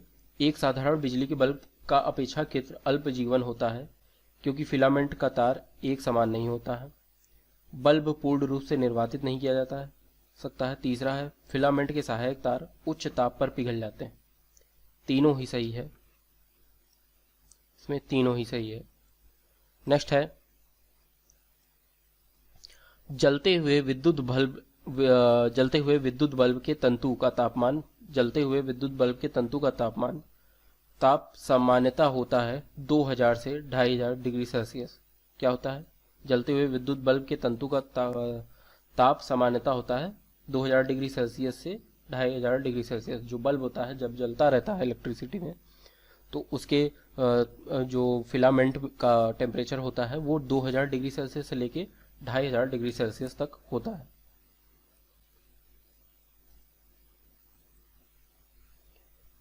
नेक्स्ट है हमारा कथन है, तड़ित चालकों इमारतों को नष्ट होने से बचाते हैं। तड़ित चालक इमारतों को नष्ट होने से बचाते हैं। कारण है, ये आवेश पृथ्वी तंज तक भेज देते हैं। ए और आर दोनों ही सही है। बिजली गिरने पर जो मतलब इलेक्ट्रिसिटी बहुत हाई वोल्टेज होते हैं इमारतों पर लगाए जाते हैं ना अर्थिंग के लिए, तो वो क्या करते हैं, उनका वर्क क्या होता है, वो हाई वोल्टेज इलेक्ट्रिसिटी को जब बिजली गिरती है तो वो तुरंत ही उसको पृथ्वी के धरातल में भेज देते हैं, जिससे हमारी इमारतें जो होती हैं नष्ट नहीं होती हैं। नेक्स्ट है हमारा, 3 पिन बिजली के प्लग में से सबसे लंबी पिन को जोड़ना चाहिए आधार सिरे से। किससे? आधार सिरे से, सबसे लंबी पिन। नेक्स्ट है, विद्युत उपकरण में अर्थ का उपयोग होता है। अर्थ का उपयोग किसके लिए होता है? अभी बताया था, इमारतों को बचाने के लिए, बिजली जो गिरती है उससे बचने के लिए, सुरक्षा के लिए अर्थ का प्रयोग जो होता है विद्युत उपकरण में। जब हाई वोल्टेज बिजली गिर जाती है तो उससे हाई वोल्टेज से नुकसान हो जाता है, तो उससे सुरक्षा के लिए अर्थ का प्रयोग किया जाता है। नेक्स्ट है, आपस में जुड़ी 2 आवेशित वस्तुओं के बीच विद्युत धारा नहीं प्रवाहित होती है यदि वे समान विभव पर हों। किस पे? समान विभव पर होंगी तो विद्युत धारा प्रभावित नहीं होगी। नेक्स्ट है हमारा, सर्वाधिक विद्युत चालकता वाला तत्व है। सर्वाधिक विद्युत चालकता वाला तत्व क्या होता है? सिल्वर होता है हमारा, चांदी होता है।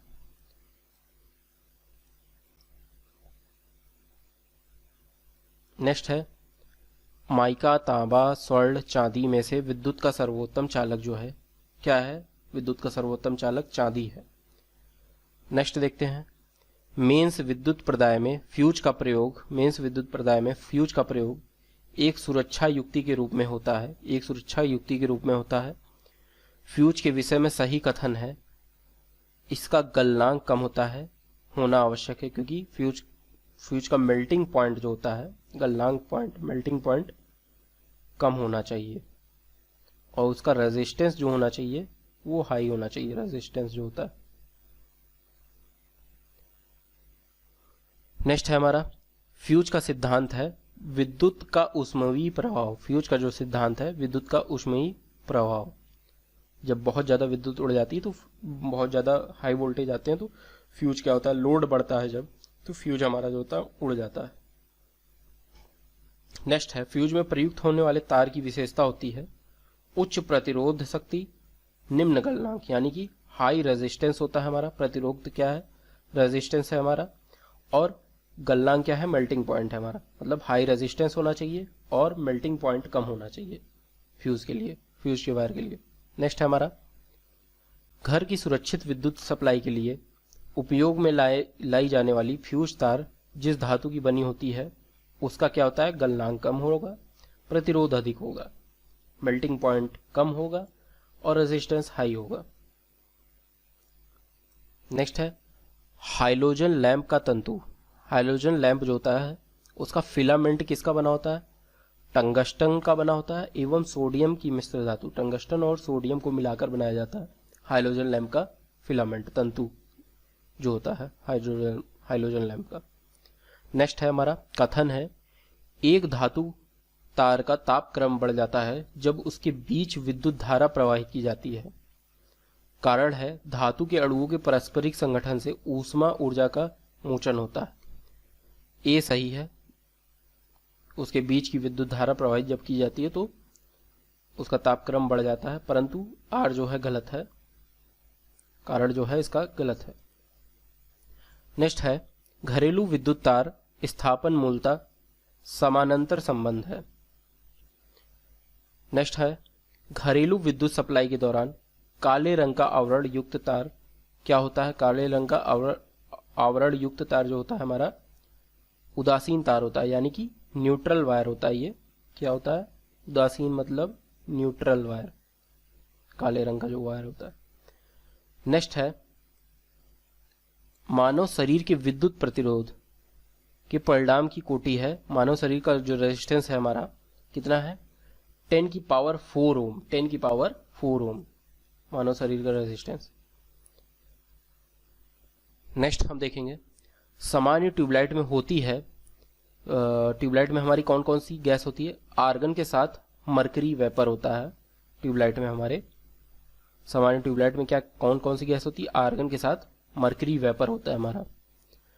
नेक्स्ट देखते हैं CFL का पूर्ण रूप क्या है? CFL का पूरा नाम क्या है, फुल फॉर्म क्या है? Compact fluorescent lamp. CFL का full form compact fluorescent lamp. Next है हमारा कथन है ए लाइट इमिटिंग डायोड यानी कि LED lamp compact lamp fluorescent lamp की तुलना में अधिक लंबी सेवा अवधि प्रदान करते हैं। LED लैंप जो होते हैं हमारे कॉम्पैक्ट से CFL से लैंप से अधिक लंबी सेवा प्रदान करते हैं, सही है। कथन कारण है इसका कथन light emitting diode lamp compact lamp fluorescent की तुलना में अधिक ऊर्जा दक्ष होते हैं, अधिक ऊर्जा दक्ष भी होते हैं। कथन ए कारण आर दोनों ही सही हैं, दोनों ही सही हैं। इनकी लाइफ भी अच्छी होती है। LED जो होती है उनकी लाइफ सबसे ज्यादा होती है और ये ऊर्जा भी सबसे ज्यादा देते हैं।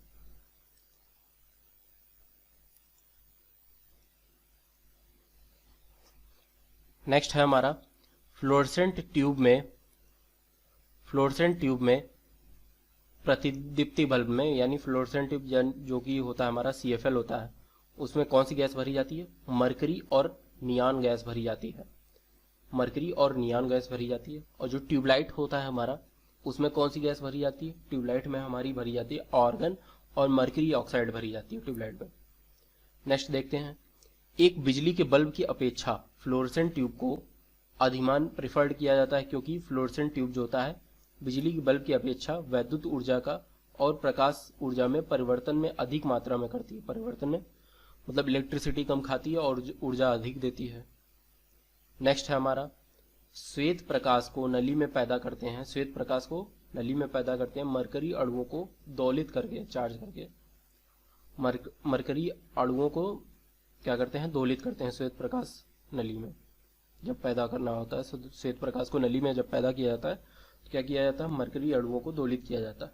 नेक्स्ट है हमारा विद्युत बल्ब के अंदर कौन सी गैस होती है? विद्युत बल्ब के अंदर कौन सी गैस होती है? जो विद्युत बल्ब होता है हमारा उसके अंदर होती है नाइट्रोजन और आर्गन गैस। विद्युत बल्ब के अंदर नाइट्रोजन और आर्गन गैस होती है। नेक्स्ट प्रदीप्ति नलिकाओं यानी कि CFL में के साथ प्रदीप्ति नलिकाओं यानी कि मतलब जो ट्यूबलाइट होती है के साथ चोक असंजित होता है। चोक कुंडली लाइन वोल्टता बढ़ाती है। चोक कुंडली क्या करती है? लाइन वोल्टता बढ़ाती है। नेक्स्ट देखते हैं तार में बहती विद्युत धारा एवं विभवांतर प्रत्येक 2 गुना बढ़ा दिया जाए तो विद्युत शक्ति होगी। तार में विद्युत धारा एवं विभवांतर जो पोटेंशियल डिफरेंस होता है दोनों को 2 गुना बढ़ा दिया जाए तो विद्युत शक्ति 4 गुना बढ़ जाएगी। अगर पोटेंशियल डिफरेंस को भी बढ़ाया जाए और करंट को भी बढ़ा दिया जाए तो जो मतलब विद्युत शक्ति होगी वो हमारी 4 गुना बढ़ जाएगी। नेक्स्ट है हमारा 2 तारों की लंबाइयां व्यास और प्रतिरोधकताएं 1:2 के अनुपात में है। अगर पतले तार का प्रतिरोध 10 ओम है तो मोटे तार का प्रतिरोध भी होगा 10 ओम होगा हमारा। नेक्स्ट है, समान प्रकार की छोटी बूंदें V वोल्ट से आवेशित की गई हैं। यदि N बूंदें मिलकर एक बड़ी बूंद बनाती हैं तो इस बूंद का विभव क्या होगा? N की पावर 2/3 वोल्ट।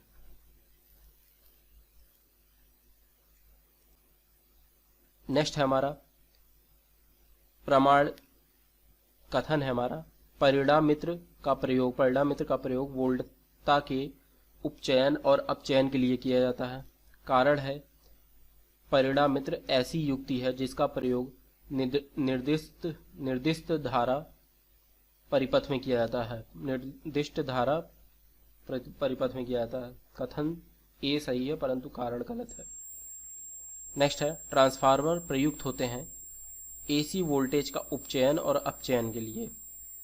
एसी वोल्टेज को बढ़ाने और घटाने के लिए ट्रांसफार्मर प्रयुक्त होते हैं। नेक्स्ट है, ट्रांसफार्मर का उपयोग होता है परावर्ती धारा विभव को ऊंचाई और अपचाई करने के लिए, बढ़ाने और घटाने के लिए ट्रांसफार्मर का प्रयोग होता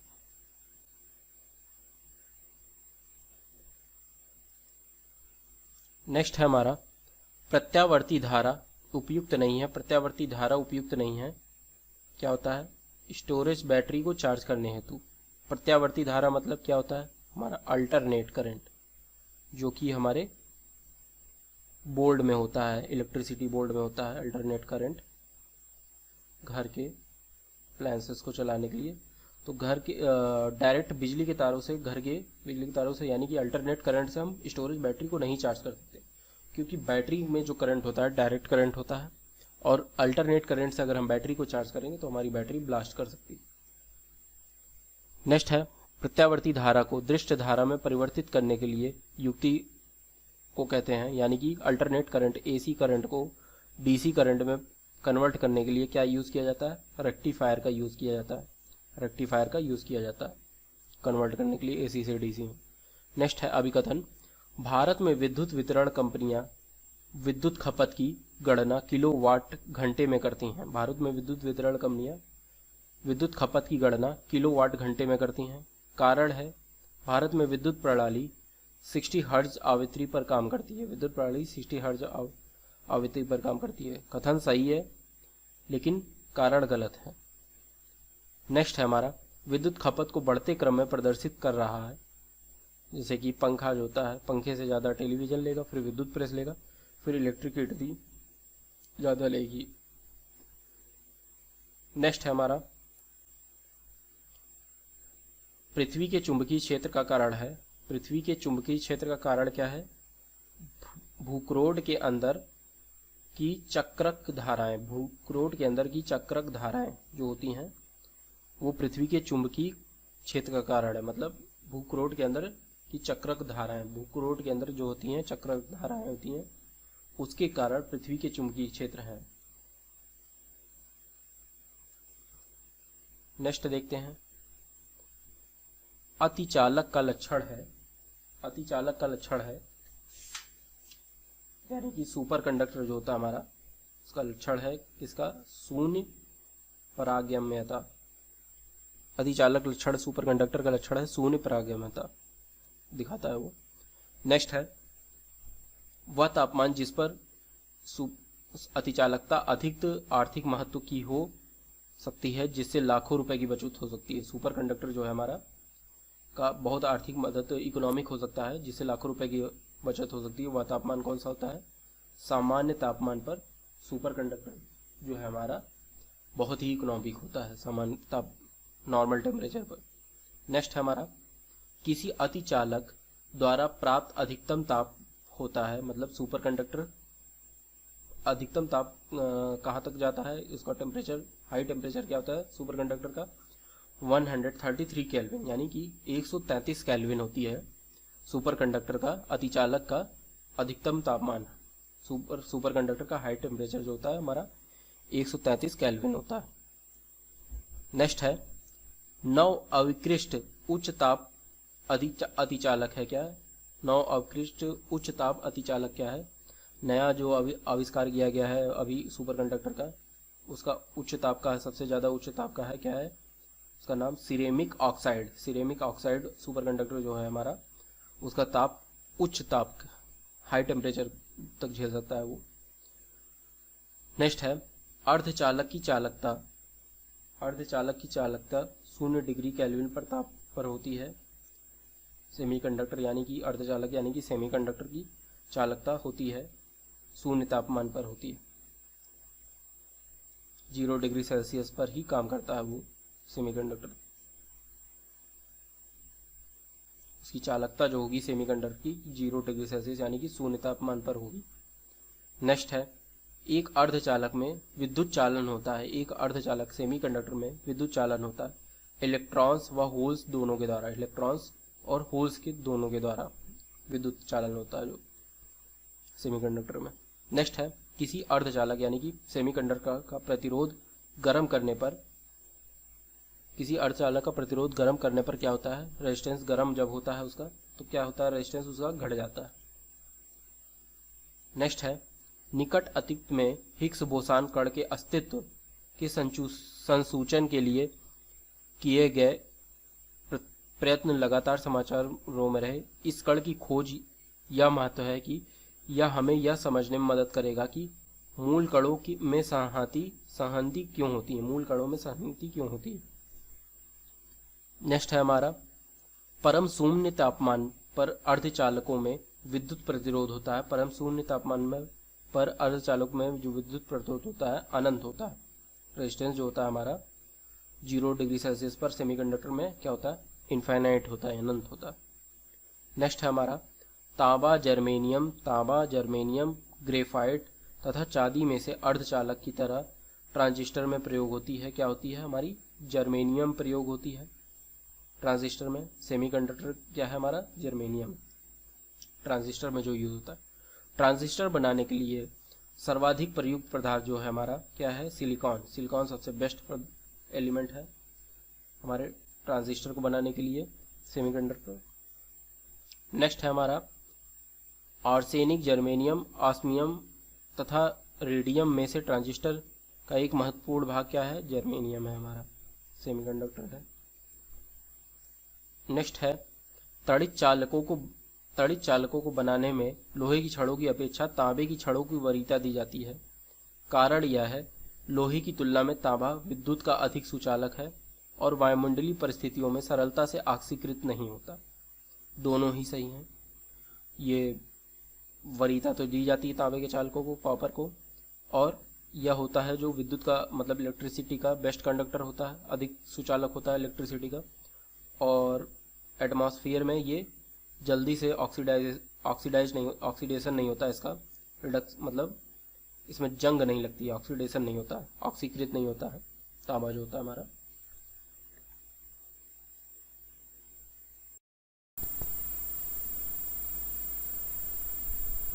नेक्स्ट है हमारा अर्धचालक। अर्धचालक मतलब यानी सेमी कंडक्टर है हमारा, इसके मतलब सेमी कंडक्टर। तो हमारा जो अर्धचालक क्या है, सेमीकंडक्टर क्या है, सिलिकॉन है तथा जर्मेनियम है, सिलिकॉन और जर्मेनियम। नेक्स्ट हम देखते हैं भारत सरकार ने झामा के निर्यात पर पूर्ण प्रतिबंध लगा दिया है क्योंकि उसमें ऐसी धातु ऐसा तत्व निकाल सकते हैं जिसका उपयोग जो होता है ट्रांजिस्टरों में होता है। वह धातु कौन सी है जिसका उपयोग ट्रांजिस्टरों में होता है, क्वेश्चन ये कह रहा है हमारा। धातु में जो यूज़ होती है ट्रांजिस्टर में वो होती है हमारी जर्मेनियम होती है, याद रखेंगे, इम्पॉर्टेंट है। जर्मेनियम धातु का यूज़ किस में होता है, ट्रांजिस्टर में होता है। तो इसी पर भारत सरकार ने झामा के निर्यात पर पूर्ण प्रतिबंध लगा दिया था, इसलिए क्योंकि उसमें ऐसी धातु ऐसा तत्व निकलते थे जो ट्रांजिस्टरों में उपयोग होता था। वह तत्व क्या होता था, जर्मेनियम होता था, याद रखेंगे। नेक्स्ट है हमारा एल्यूमिनियम, सिलिकॉन, चांदी तथा सीसा में से वह तत्व जो अर्धचालक है, यानी कि वह तत्व जो सेमीकंडक्टर है हमारा। कौन सा है इसमें सेमीकंडक्टर, सिलिकॉन है हमारा, सेमीकंडक्टर है।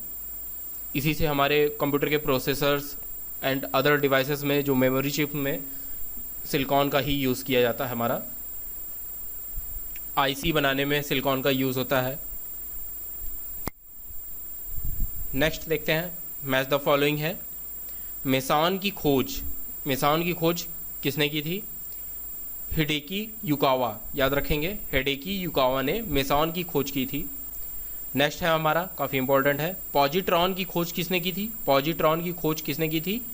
सीडी एंडरसन एवं यूएफ हेस। सीडी एंडरसन एवं यूएफ हेस ने पॉजिट्रॉन की खोज की थी। इंपॉर्टेंट है ये टॉपिक, पॉइंट हमारा। पॉजिट्रॉन की खोज किसने की थी? सीडी एंडरसन एवं यूएफ हेस ने। नेक्स्ट है हमारा, सूर्य तथा तारों में ऊर्जा उत्पादन का सिद्धांत। सूर्य और तारों में ऊर्जा उत्पादन का सिद्धांत किसने दिया था? H.A. बेथे ने सूर्य तथा तारों में ऊर्जा उत्पादन का सिद्धांत दिया था। H.A. बेथे ने सूर्य तथा तारों में, स्टार्स में ऊर्जा उत्पादन का सिद्धांत दिया था। नेक्स्ट देखते हैं, परायूरेनियम तत्वों का संश्लेषण का सिद्धांत किसने दिया था? जी टी सीबोर्ग ने परायूरेनियम तत्वों का संश्लेषण का सिद्धांत दिया था, खोज की थी। नेक्स्ट देखते हैं, वह कण जिसका आविष्कार करने का दावा किया जा रहा है,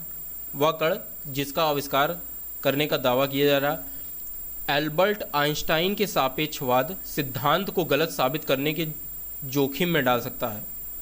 एल्बर्ट आइंस्टाइन के सापेक्षवाद सिद्धांत को गलत साबित कर सकता है। वह तत्व, मतलब वह कण कौन सा है? वह है माइक्रोवेव फोटॉन जो है एल्बर्ट आइंस्टाइन के सापेक्षवाद सिद्धांत को गलत साबित कर सकता है, मे बी माइक्रोवेव फोटॉन जो है। नेक्स्ट है हमारा, साइक्लोट्रॉन प्रयुक्त किया जाता है। साइक्लोट्रॉन जो है प्रयुक्त किया जाता है प्रोटॉन को त्वरित करने में, यानी कि प्रोटॉन को एक्साइट करने में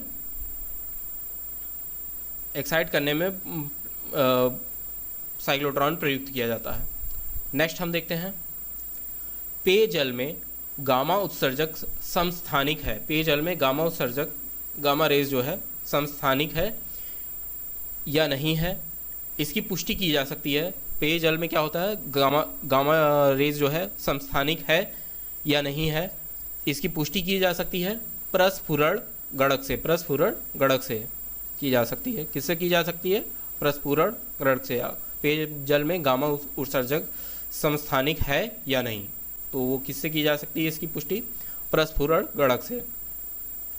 नेक्स्ट है, दृश्य किरणों एक्सरे, पराबैंगनी एवं अवतरण किरणों में से, मतलब यानी कि इंफ्रारेड रेज में से एक्सरे, पराबैंगनी तथा अवतरण विकिरण, मतलब यानी इंफ्रारेड रेज, अवतरण विकिरण का मतलब होता है इंग्लिश में इंफ्रारेड रेज होता है इसका मतलब। इन सभी में से सर्वाधिक ऊर्जा किस में होती है?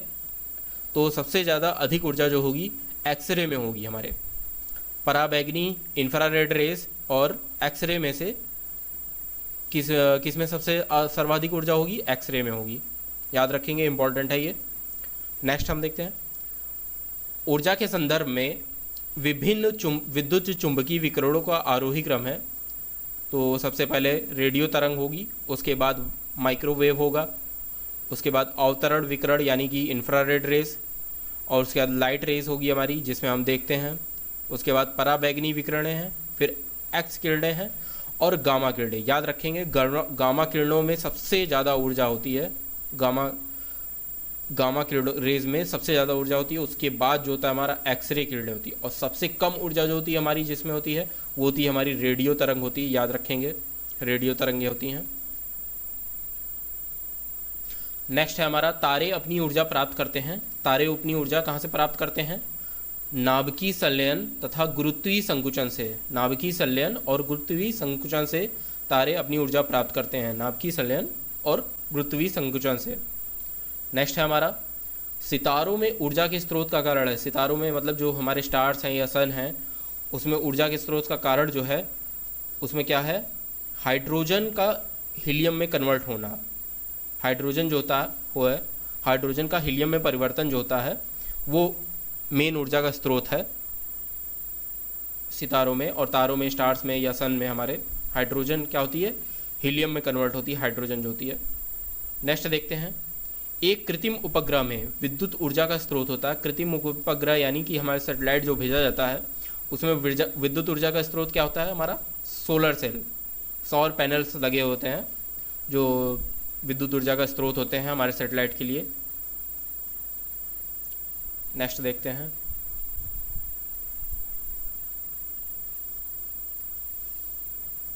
नेक्स्ट क्या है हमारा, नेक्स्ट हमारा इंपॉर्टेंट है, ये सोलर सेल में उपयोग किया जाता है। सोलर सेल में किस चीज़ का उपयोग किया जाता है, ये होता है हमारा सेमीकंडक्टर होता है, सिलिकॉन का यूज़ किया जाता है सोलर सेल में। सेमीकंडक्टर होता है ये, सेमीकंडक्टर सिलिकॉन का यूज़ हम करते हैं सोलर पैनल्स बनाने में या सोलर सेल्स बनाने में। नेक्स्ट है हमारा प्रकाश वोल्टी सेल होते हैं। प्रकाश वोल्टी सेल क्या होते हैं, प्रकाश वोल्टी सेल इन्हीं को कहते हैं, सोलर सेल्स को कहते हैं हम प्रकाश voltaic cell. Photovoltaic cell संबंधित है, फोटो वोल्टी सेल जो है हमारा सौर ऊर्जा से संबंधित है।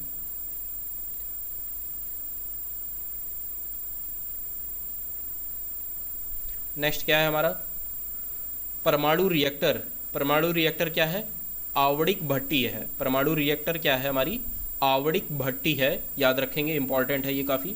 परमाणु रिएक्टर क्या है, हमारी आवणिक भट्टी है, याद रखेंगे। नेक्स्ट है हमारा आधुनिक आयुर्वैज्ञानिक विज्ञान में नाभिकीय औषधियाँ नैदानिक और उपचार के प्रभावी उपकरणों के रूप में उभर रही हैं। ये वास्तव में क्या है, रेडियो आइसोटोप्स। रेडियो आइसोटोप्स का यूज़ होता है हमारा उपचार करने में यूज़ होता है, याद रखेंगे। रेडियो आइसोटोप्स जो होते हैं हमारे मतलब बीमारियों जैसे कि कैंसर, इन सब में रेडियो आइसोटोप्स का यूज़ किया जाता है। नेक्स्ट देखते हैं, एक रेडियो धर्मी तत्व नाभिकीय ईंधन जिसके भारतवर्ष में बड़े भंडार हैं। रेडियो धर्मी तत्व जो भारत में सबसे ज़्यादा बड़े भंडार क्या हैं, किसके हैं, थोरियम के हैं, यूरेनियम के नहीं हैं। भारत में सबसे ज़्यादा क्या पाया जाता है, थोरियम पाया जाता है, जो एक रेडियो धर्मी तत्व है। नाभिकीय ईंधन के रूप में भी इसका यूज़ किया जा सकता है थोरियम का। नेक्स्ट है, प्रकृति में यूरेनियम की तुलना में थोरियम के कहीं अधिक भंडार हैं। दूसरा है हमारा उत्खनन प्राप्त खनिज से मिलने वाली प्रति इकाई द्रव्यमान ऊर्जा की तुलना की जाए तो थोरियम प्राकृतिक यूरेनियम की तुलना में कहीं अधिक ऊर्जा उत्पन्न करता है। थोरियम जो होता है प्राकृतिक यूरेनियम की तुलना में कहीं अधिक ऊर्जा उत्पन्न करता है। दूसरा हमारा है कथन, थोरियम यूरेनियम की तुलना में कम नुकसानदेह अपशिष्ट उत्पादित करता है। मतलब जो इसमें पॉल्यूशन क्रिएट होता है, जो हमारा वेस्ट मटेरियल होता है, जो थोरियम यूरेनियम की तुलना में कम उत्पादित करता है। तो देखते हैं इसमें कौन सा सही है। उपयुक्त कथन में से 1, 2 और तीनों सही है। तीनों सही है इसमें। अधिक भंडार हैं, थोरियम के सबसे ज़्यादा भंडार पाए जाते हैं प्रकृति की तुलना में, प्रकृति में यूरेनियम की तुलना में प्रकृति में सबसे ज़्यादा थोरियम के भंडार हैं। नेक्स्ट है, उत्खनन प्राप्त खनिज से मिलने वाली प्रति इकाई द्रव्यमान की तुलना की जाए, थोरियम प्राकृतिक यूरेनियम की, थोरियम जो होता है हमारा प्राकृतिक यूरेनियम की तुलना में अधिक ऊर्जा उत्पन्न करता है, अधिक ऊर्जा उत्पन्न करेगा, और जो वेस्ट मटेरियल होता है थोरियम में वो यूरेनियम की तुलना में कम निकलता है। नेक्स्ट है हमारा, भारत अंतर्राष्ट्रीय ताप नाभिकीय प्रायोगिक reactor international thermonuclear experimental reactor का एक महत्वपूर्ण सदस्य है। यदि यह प्रयोग सफल हो जाता है तो भारत का तत्कालिक लाभ है, यह विद्युत उत्पादन के लिए संलयन फ्यूजन रिएक्टरों का निर्माण कर सकता है। नेक्स्ट हम देखते हैं, भारत के संदर्भ में अंतर्राष्ट्रीय परमाणु ऊर्जा एजेंसी IAEA के अतिरिक्त नयाचार एडिशनल प्रोटोकॉल का अनुसमर्थन करने का निहितार्थ है। असैनिक परमाणु रिएक्टर IAEA के रक्षा उपायों के रक्षा उपायों के अधीन आते हैं। ये उतना इम्पोर्टेंट नहीं है हमारा। नेक्स्ट हम देखते हैं, कैडमियम, थोरियम, प्लूटोनियम तथा यूरेनियम तत्व में से परमाणु ईंधन की श्रेणी में नहीं आता। इन सब में से परमाणु ईंधन मतलब न्यूक्लियर फ्यूल के श्रेणी में कौन सा नहीं आता? तो हमारा ये होगा कैडमियम होगा। थोरियम भी आता है हमारा और प्लूटोनियम यूरेनियम भी आता है हमारा, न्यूक्लियर फ्यूल के रूप में यूज़ किया जाता है, लेकिन कैडमियम जो होता है हमारा न्यूक्लियर फ्यूल नहीं है, कैडमियम याद रखेंगे। नेक्स्ट है मोनेजाइट, थोरियम, बेरिलियम और क्रोमियम में से अणु शक्ति से संबंधित खनिज नहीं है, क्या है? वो है हमारा क्रोमियम है। क्रोमियम जो है अणु शक्ति से संबंधित खनिज नहीं है। नेक्स्ट देखते हैं यूरेनियम, थोरियम, रेडियम तथा हीलियम में से ईंधन नहीं है। तो हमारा जो ईंधन नहीं है वो है हमारा हीलियम जो है न्यूक्लियर फ्यूल नहीं है हमारा। नेक्स्ट है यूरेनियम, थोरियम, कैल्शियम तथा प्लूटोनियम में से नाभिकीय ईंधन के रूप में प्रयोग नहीं किया जा सकता। क्या है? कैल्शियम का नाभिकीय ईंधन के प्रयोग में नहीं किया जा सकता है। नेक्स्ट देखते हैं यूरेनियम, थोरियम, प्लूटोनियम तथा लेड में से परमाणुवी ईंधन के रूप में प्रयोग नहीं होता। परमाणुवी मतलब न्यूक्लियर ईंधन के रूप में प्रयोग नहीं होता। कौन सा नहीं होता? लेड का प्रयोग जो होता है हमारा नहीं होता है न्यूक्लियर फ्यूल के लिए। न्यूक्लियर फ्यूल के लिए नहीं होता लेड हमारा। नेक्स्ट है हमारा जर्कोनियम, यूरेनियम, मॉलिब्डेनियम और वेनेडियम में से न्यूक्लियर बम बनाने के लिए उपयोग किया जाता है। किसका उपयोग किया जाता है? यूरेनियम का उपयोग किया जाता है। न्यूक्लियर बम बनाने के लिए हमारा यूरेनियम से ही न्यूक्लियर बम बनता है हमारा। नेक्स्ट है हमारा परमाणु बम का सिद्धांत आधारित है। किस पे आधारित है परमाणु बम का सिद्धांत? नाभिकीय विखंडन यानी कि टूटने के आधार पर आधारित है। न्यूक्लियर फिजन जिसे हम कहते हैं, न्यूक्लियर फिजन पर आधारित है। परमाणु बम का सिद्धांत जो है न्यूक्लियर फिजन पर आधारित है, नाभिकीय विखंडन। नेक्स्ट है हमारा परमाणु बम का कार्यकारी सिद्धांत। परमाणु बम का कार्यकारी सिद्धांत यूरेनियम का नाभिकीय विखंडन है। परमाणु बम का कार्यकारी सिद्धांत जो है हमारा यूरेनियम का नाभिकीय विखंडन है। हाइड्रोजन बम का कार्यकारी सिद्धांत क्या है? हाइड्रोजन बम किस सिद्धांत पर काम करता है? परमाणु बम जो होता है हमारा न्यूक्लियर फ्यूजन यानी कि नाभिकीय विखंडन पर काम करता है, और हाइड्रोजन बम जो होता है हमारा ड्यूटेरियम का नाभिकीय संलयन है। मतलब ड्यूटेरियम का फ्यूज़न होता है यहाँ पे हाइड्रोजन बम में। हाइड्रोजन बम का जो सिद्धांत है, कार्यकारी सिद्धांत क्या है? ड्यूटेरियम का नाभिकीय संलयन यानी ड्यूटेरियम का न्यूक्लियर फ्यूज़न होता है यहाँ पे, याद रखेंगे। और हमारा परमाणु बम जो होता है उसमें यूरेनियम का न्यूक्लियर फिजन होता है, टूटता है, यूरेनियम को तोड़ा जाता है इसमें। और हाइड्रोजन बम में ड्यूटेरियम का न्यूक्लियर फ्यूज़न होता है, ड्यूटेरियम को मिलाया जाता है। नेक्स्ट है हाइड्रोजन बम आधारित है। हाइड्रोजन बम जो है हमारा आधारित है अनियंत्रित संलयन अभिक्रिया सिद्धांत पर, यानी कि अनकंट्रोल फ्यूजन अभिक्रिया सिद्धांत पर। एक तरह से कहा जाए तो न्यूक्लियर फ्यूजन के सिद्धांत पर ही आधारित है हाइड्रोजन बम जो है हमारा। और किसका इसमें यूज़ होता है? तो ड्यूटेरियम का न्यूक्लियर फ्यूजन होता है हाइड्रोजन बम में, याद रखेंगे। नेक्स्ट है हमारा हाइड्रोजन बम विकसित किया गया था। हाइड्रोजन बम किसने बनाया था? हाइड्रोजन बम विकसित किया गया था एडवर्ड टेलर द्वारा, याद रखेंगे। हाइड्रोजन बम किसने बनाया था? एडवर्ड टेलर ने बनाया था, याद रखेंगे, बहुत ही इंपॉर्टेंट है ये। एडवर्ड टेलर ने हाइड्रोजन बम बनाया था। हाइड्रोजन बम किसने विकसित किया था? तो एडवर्ड टेलर ने ही हाइड्रोजन बम विकसित किया था। नेक्स्ट है हमारा समृद्ध यूरेनियम होता है। समृद्ध यूरेनियम होता है प्राकृतिक यूरेनियम जिसमें यूरेनियम 235 आइसोटोप का घटक है, यानी कि आइसोटोप होता है यूरेनियम का, आइसोटोप होते हैं, कई आइसोटोप होते हैं, जिसमें से कि यूरेनियम U235, याद रखेंगे, यूरेनियम U235 आइसोटोप होता है का घटक कृत्रिम रूप से बढ़ाया जाता है, याद रखेंगे।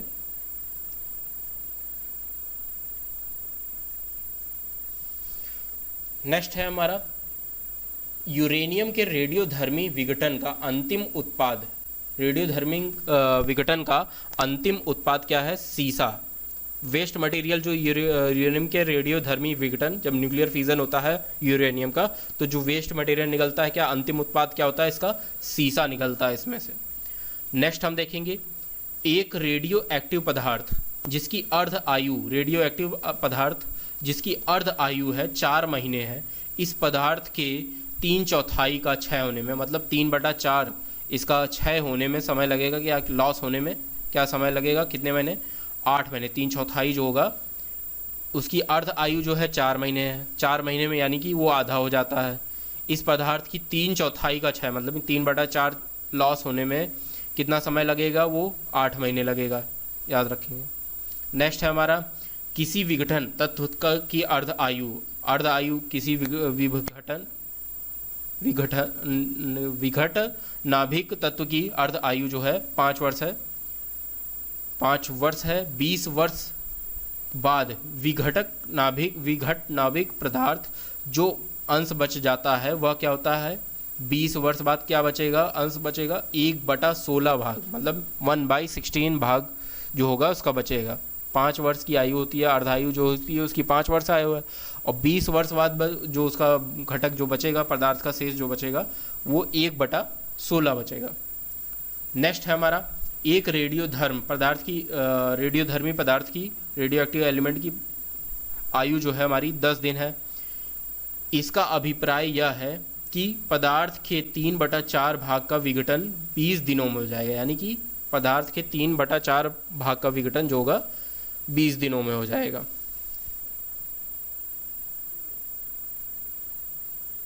नेक्स्ट देखते हैं एस्टाटाइन, फ्रांसियम, ट्रिटियम तथा जर्कोनियम में से एक रेडियो एक्टिव नहीं है। रेडियो एक्टिव इसमें कौन सा नहीं है? जर्कोनियम नहीं है, याद रखेंगे। जर्कोनियम जो है हमारा रेडियो एक्टिव नहीं है। नेक्स्ट है हमारा U-233, uranium 233, uranium 234 and uranium 235 तथा यूरेनियम 239 में से वह जो यूरेनियम समस्थानिक जो परमाणु ऊर्जा संयंत्र में बिजली उत्पादन में इस्तेमाल किया जाता है। बिजली उत्पादन में यूरेनियम का कौन सा आइसोटोप इस्तेमाल किया जाता है? वो होता है यूरेनियम 235। यूरेनियम 235 का इस्तेमाल होता है बिजली उत्पादन करने में इस्तेमाल होता है, याद रखेंगे। कौन से आइसोटोप का यूरेनियम का इस्तेमाल किया जाता है? वो यूरेनियम 235 होता है हमारा इलेक्ट्रिसिटी प्रोड्यूस करने के लिए। यूरेनियम के 235 आइसोटोप का इस्तेमाल किया जाता है। यूरेनियम 235 याद रखना है हमें, एग्जाम्स में अगर पूछेगा तो। नेक्स्ट है हमारा यूरेनियम लोहा, तांबा तथा एल्युमिनियम में से विद्युत उत्पन्न करने के लिए उपयोग होता है किसका? विद्युत उत्पन्न करने के लिए किसका उपयोग होता है? यूरेनियम का उपयोग किया जाता है। नेक्स्ट है हमारा रेडियोधर्मी पदार्थ। रेडियो एक्टिव एलिमेंट हो या जो भी हो, रेडियोधर्मी पदार्थ हो तो वो क्या उत्पन्न करता है?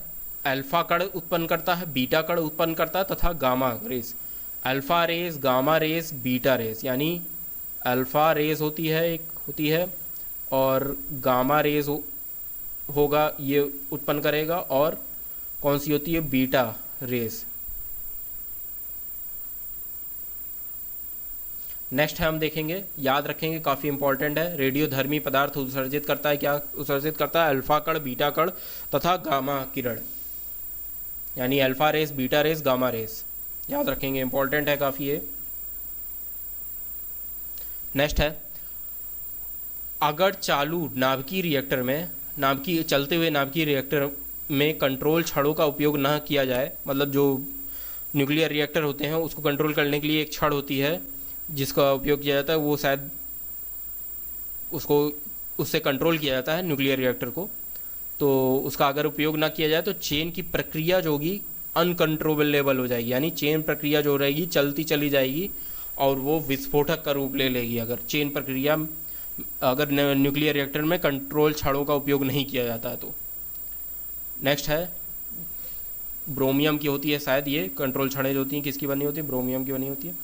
नेक्स्ट है हमारा भारत का प्रथम परमाणु संयंत्र क्या है? भारत का प्रथम परमाणु संयंत्र जो है हमारा तारापुर है, मुंबई, याद रखेंगे, काफ़ी इम्पॉर्टेंट है। प्रथम परमाणु संयंत्र रहा ये भारत का तारापुर मुंबई में जो न्यूक्लियर रिएक्टर है हमारा, वो प्रथम न्यूक्लियर रिएक्टर रहा है भारत का परमाणु संयंत्र। नेक्स्ट है हमारा भाभा परमाणु अनुसंधान केंद्र बार्क के वर्तमान निदेशक, यानी बार्क के वर्तमान निदेशक कौन है? अजीत कुमार मोहंती। अजीत कुमार मोहंती जो है हमारे बार्क के वर्तमान निदेशक हैं, भाभा परमाणु अनुसंधान केंद्र बार्क। नेक्स्ट है हमारा ध्रुव, पूर्णिमा तथा साइरस है भारतीय शोध रिएक्टर। भारतीय शोध रिएक्टर है ध्रुव, पूर्णिमा तथा साइरस क्या है? भारतीय शोध रिएक्टर है। नेक्स्ट देखेंगे भारत के न्यूक्लियर रिएक्टर में प्रयुक्त होता है, क्या प्रयुक्त किया जाता है? भारत में जो न्यूक्लियर रिएक्टर होता है उसमें यूरेनियम का आइसोटोप जो यूज़ होता है यूरेनियम 238 यूज़ होता है। और अभी हमने बताया था ये इलेक्ट्रिसिटी प्रोड्यूस करने के लिए क्या यूज़ होता है? यूरेनियम का यूरेनियम 235 यूज़ किया जाता है। लेकिन जो भारत में हमारा क्या होता है यूज़ होता है यूरेनियम का, वो यूरेनियम 238 यूज़ करते हैं। भारत के न्यूक्लियर रिएक्टर में हम यूरेनियम 238 का यूज़ करते हैं, याद रखेंगे, काफ़ी इम्पॉर्टेंट है ये। भारत के न्यूक्लियर रिएक्टर में प्रयुक्त होता है यूरेनियम का कौन सा आइसोटोप यूज़ होता है? यूरेनियम 238, वेरी इंपॉर्टेंट है ये। नेक्स्ट है हमारा कलपक्कम प्रसिद्ध है परमाणु शक्ति संयंत्र के कारण। परमाणु शक्ति संयंत्र है कलपक्कम, इसीलिए प्रसिद्ध है। नेक्स्ट है हमारा इंदिरा गांधी आणविक अनुसंधान केंद्र स्थित है। कहाँ पे स्थित है? इंदिरा गांधी आणविक अनुसंधान केंद्र तमिलनाडु में स्थित है।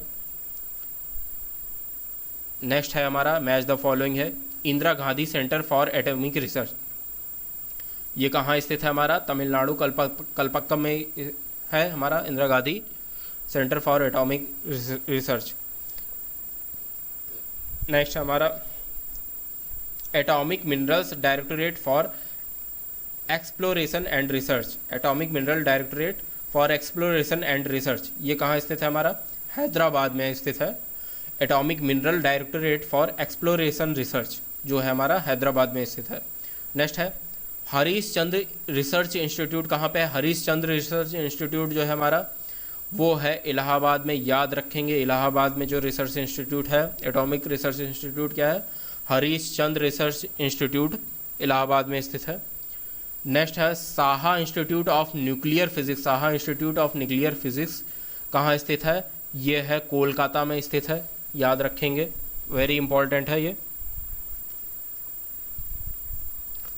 निम्नलिखित संगठनों पर विचार कीजिए। पहला है परमाणु खनिज अनुसंधान एवं अन्वेषण निदेशालय। दूसरा है गुरुजल बोर्ड, हैवी वाटर बोर्ड।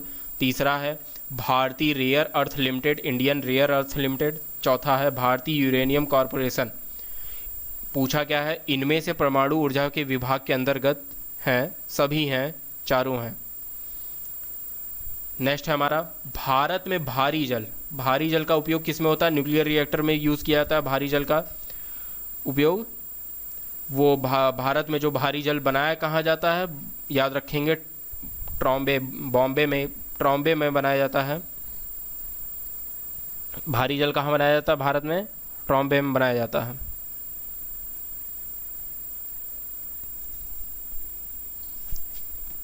याद रखेंगे भारत में भारी जल कहाँ बनाया जाता है? ट्रॉम्बे में बनाया जाता है। तो ट्रॉम्बे हमारा कहाँ पे है? ये मुंबई में है, महाराष्ट्र में। मुंबई ईस्ट में पड़ता है ये हमारा, महाराष्ट्र में पड़ेगा ये आपका, महाराष्ट्र स्टेट में पड़ता है। और हैवी वाटर यानी कि भारी जल का फॉर्मूला क्या होगा? हैवी वाटर जो हमारा होगा इसका फॉर्मूला होगा हमारा ये होता है D2O होता है। हैवी वाटर जो होता है हमारा इसका फॉर्मूला होगा हमारा D2O हैवी वाटर। इसका यूज़ किस में किया जाता है? न्यूक्लियर रिएक्टर में। इसको कंट्रोल करने के लिए न्यूक्लियर रिएक्टर को यूज़ किया जाता है। और हैवी वाटर हम बनाया कहाँ जाता है? भारत में हैवी वाटर जो बनाया जाता है वो ट्रॉम्बे में बनाया जाता है। ट्रॉम्बे कहाँ है स्थित है? वो मुंबई ईस्ट में स्थित है। और किस स्टेट में है? महाराष्ट्र में। ट्रॉम्बे में हैवी वाटर बनाया जाता है भारत का, याद रखेंगे, वेरी इंपॉर्टेंट है ये।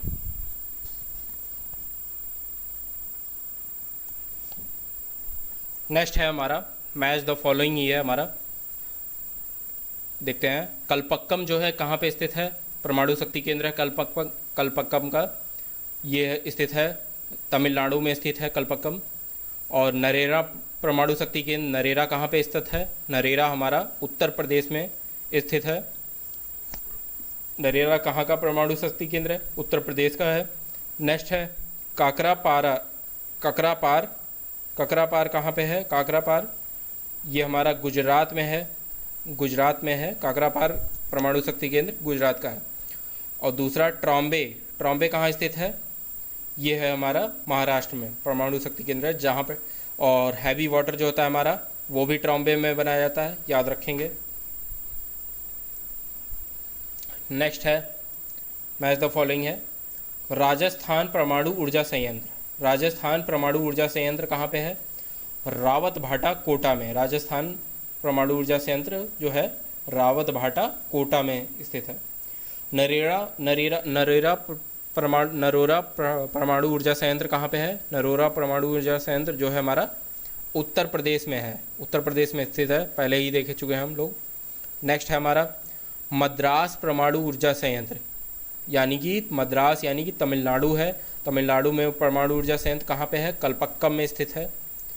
नेक्स्ट देखेंगे कैगा परमाणु ऊर्जा संयंत्र कहाँ पे है, कैगा जो है हमारा कहाँ पे है, कैगा परमाणु ऊर्जा संयंत्र जो है हमारा कर्नाटक में है स्थित है, याद रखेंगे। कर्नाटक में हमारा कौन सा परमाणु ऊर्जा संयंत्र है, कैगा परमाणु ऊर्जा संयंत्र है।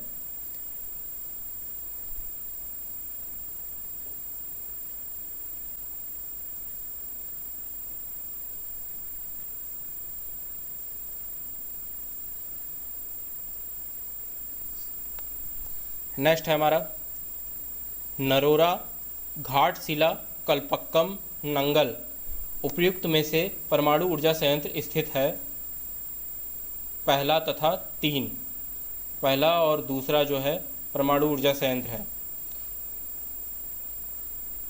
नेक्स्ट है हमारा भारत का वह परमाणु संयंत्र जो भूकंपी 4 मतलब 4 भूकंप जोन में आता है, चौथी पेटी में अवस्थित है, कौन सा है, चौथे भूकंप जोन में स्थित पेटी में जो स्थित है हमारा नरोरा, यानी कि नरोरा कहाँ पे है हमारा परमाणु संयंत्र, उत्तर प्रदेश में, हमने देखा, इम्पॉर्टेंट है हमारा। नेक्स्ट है हमारा वह परमाणु ऊर्जा संयंत्र जो हाल में ही सक्रिय हुआ है, परमाणु ऊर्जा संयंत्र जो अभी हाल में से सक्रिय हुआ है वह है कैगा, अभी सक्रिय हुआ है। नेक्स्ट है कलपक्कम के फास्ट ब्रीडर टेस्ट रिएक्टर में से, कलपक्कम के फास्ट ब्रीडर टेस्ट रिएक्टर में प्रयुक्त ईंधन कौन सा है, प्रयुक्त ईंधन कौन सा यूज़ किया जाता है, प्लूटोनियम। कलपक्कम के फास्ट ब्रीडर टेस्ट रिएक्टर में प्रयुक्त ईंधन कौन सा यूज़ किया जाता है कलपक्कम में, प्लूटोनियम, याद रखेंगे। नेक्स्ट है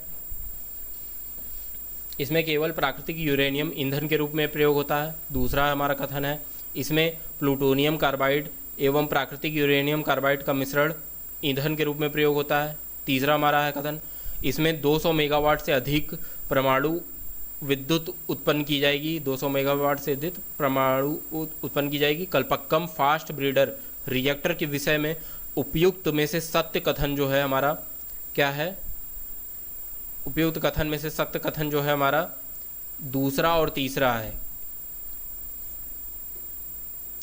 नेक्स्ट हम देखते हैं, इतना इम्पोर्टेंट नहीं है हमारा ये वाला। नेक्स्ट है जो हमारा कलपक्कम के फास्ट ब्रीडर रिएक्टर जो शीतलक में प्रयोग किया जाता है वह है द्रवित सोडियम, शीतलक प्रयोग किया जाता है कलपक्कम के फास्ट ब्रीडर रिएक्टर में शीतलक कौन सा प्रयोग किया जाता है, द्रवित सोडियम, सोडियम द्रवित मतलब लिक्विड फॉर्म में सोडियम यूज़ किया जाता है। नेक्स्ट है हमारा एक नाभिकीय रिएक्टर में भारी जल का कार्य क्या होता है, एक नाभिकीय रिएक्टर में भारी जल का कार्य होता है न्यूट्रॉन की गति को कम करना, यानी कि जो रिएक्टर होता है उसको स्लो करने के लिए भारी जल का प्रयोग किया जाता है, न्यूट्रॉन की गति को कम किया जाता है भारी जल से नाभिकीय रिएक्टर में। नेक्स्ट देखते हैं नाभिकीय संयंत्रों में ग्रेफाइट का प्रयोग किया जाता है, ग्रेफाइट किस लिए प्रयोग किया जाता है, विमंदक की तरह छड़ होती है एक ग्रेफाइट की जिसे यूज़ किया जाता है नाभिकीय संयंत्रों में, विमंदक की तरह प्रयोग किया जाता है। नेक्स्ट है हमारा नाभिकीय रिएक्टर में मंदक के रूप में प्रयोग किया था। मंदक के रूप में कौन सा प्रयोग किया था स्लो करने के लिए? भारी पानी का मतलब हैवी वाटर, D2O जो जिसका फॉर्मूला होता है D2O हैवी वाटर का, उसका प्रयोग किया जाता है नाभिकीय रिएक्टर में मंदक के रूप में। नेक्स्ट है शीघ्रोत्पाती रिएक्टर फास्ट ब्रीडर रिएक्टर जिसे हम बोलते हैं, बिजली पैदा करने के लिए वाला एक नाभिकीय रिएक्टर जो बिजली उत्पन्न करता है विगलन प्रक्रिया के द्वारा बिजली उत्पन्न करता है। शीघ्रोत्पाती रिएक्टर फास्ट ब्रीडर रिएक्टर जिसे बोलते हैं। नेक्स्ट हमारा एक ब्रीडर रिएक्टर वह है जो विखंडन होने वाले पदार्थ को उससे अधिक उत्पन्न करता है। विखंडन होने वाले पदार्थ को उससे अधिक उत्पन्न करता है जितना वह जलता है। जितना वो जलेगा विखंडन होने वाले पदार्थ को उतना अधिक उत्पन्न करेगा। ब्रीडर रिएक्टर वह होता है। नेक्स्ट है हमारा the nuclear power corporation of India अब दूसरे देशों को प्रेशराइज्ड हैवी वाटर निर्यात करने की स्थिति में है। इन रिएक्टरों की क्षमता होगी 220 मेगावाट और 540 मेगावाट की होगी। The nuclear power corporation of India अब दूसरे देशों को क्या करता है? प्रेशराइज्ड हैवी वाटर निर्यात करने की स्थिति में है और इन रिएक्टरों की क्षमता क्या है? 220 मेगावाट और 540 मेगावाट।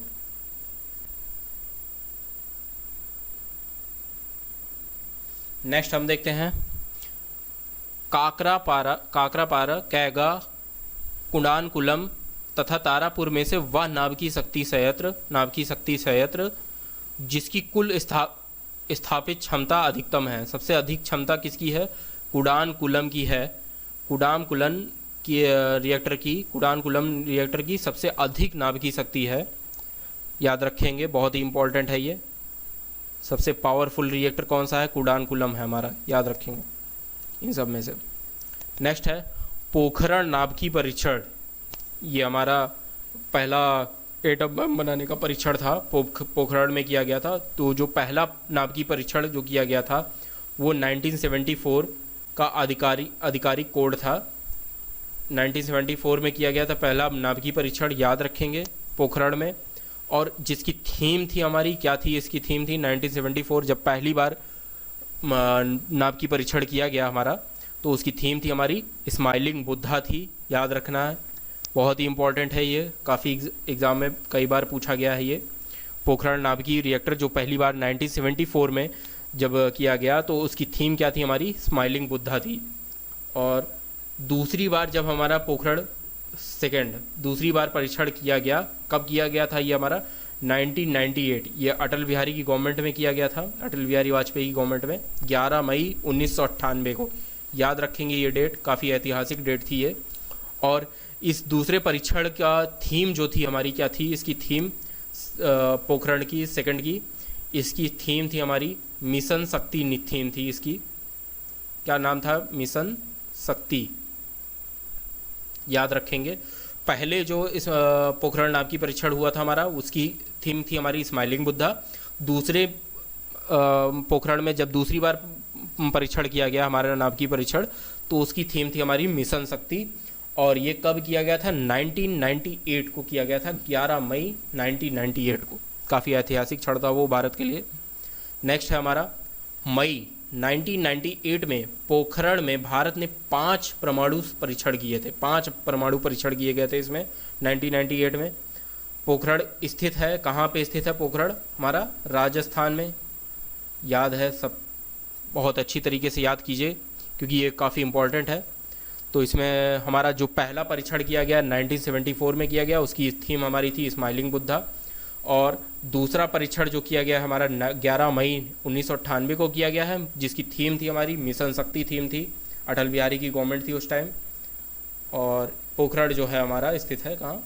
राजस्थान में स्थित है, जहाँ पे हमारा परमाणु परीक्षण किया गया पहले।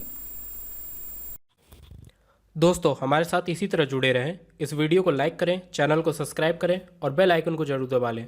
वीडियो को शेयर करें अपने सभी दोस्तों और फैमिली मेम्बर्स के साथ। मिलते हैं अगले वीडियो में। Thanks for watching this. Have a great day. जय हिंद, वंदे मातरम।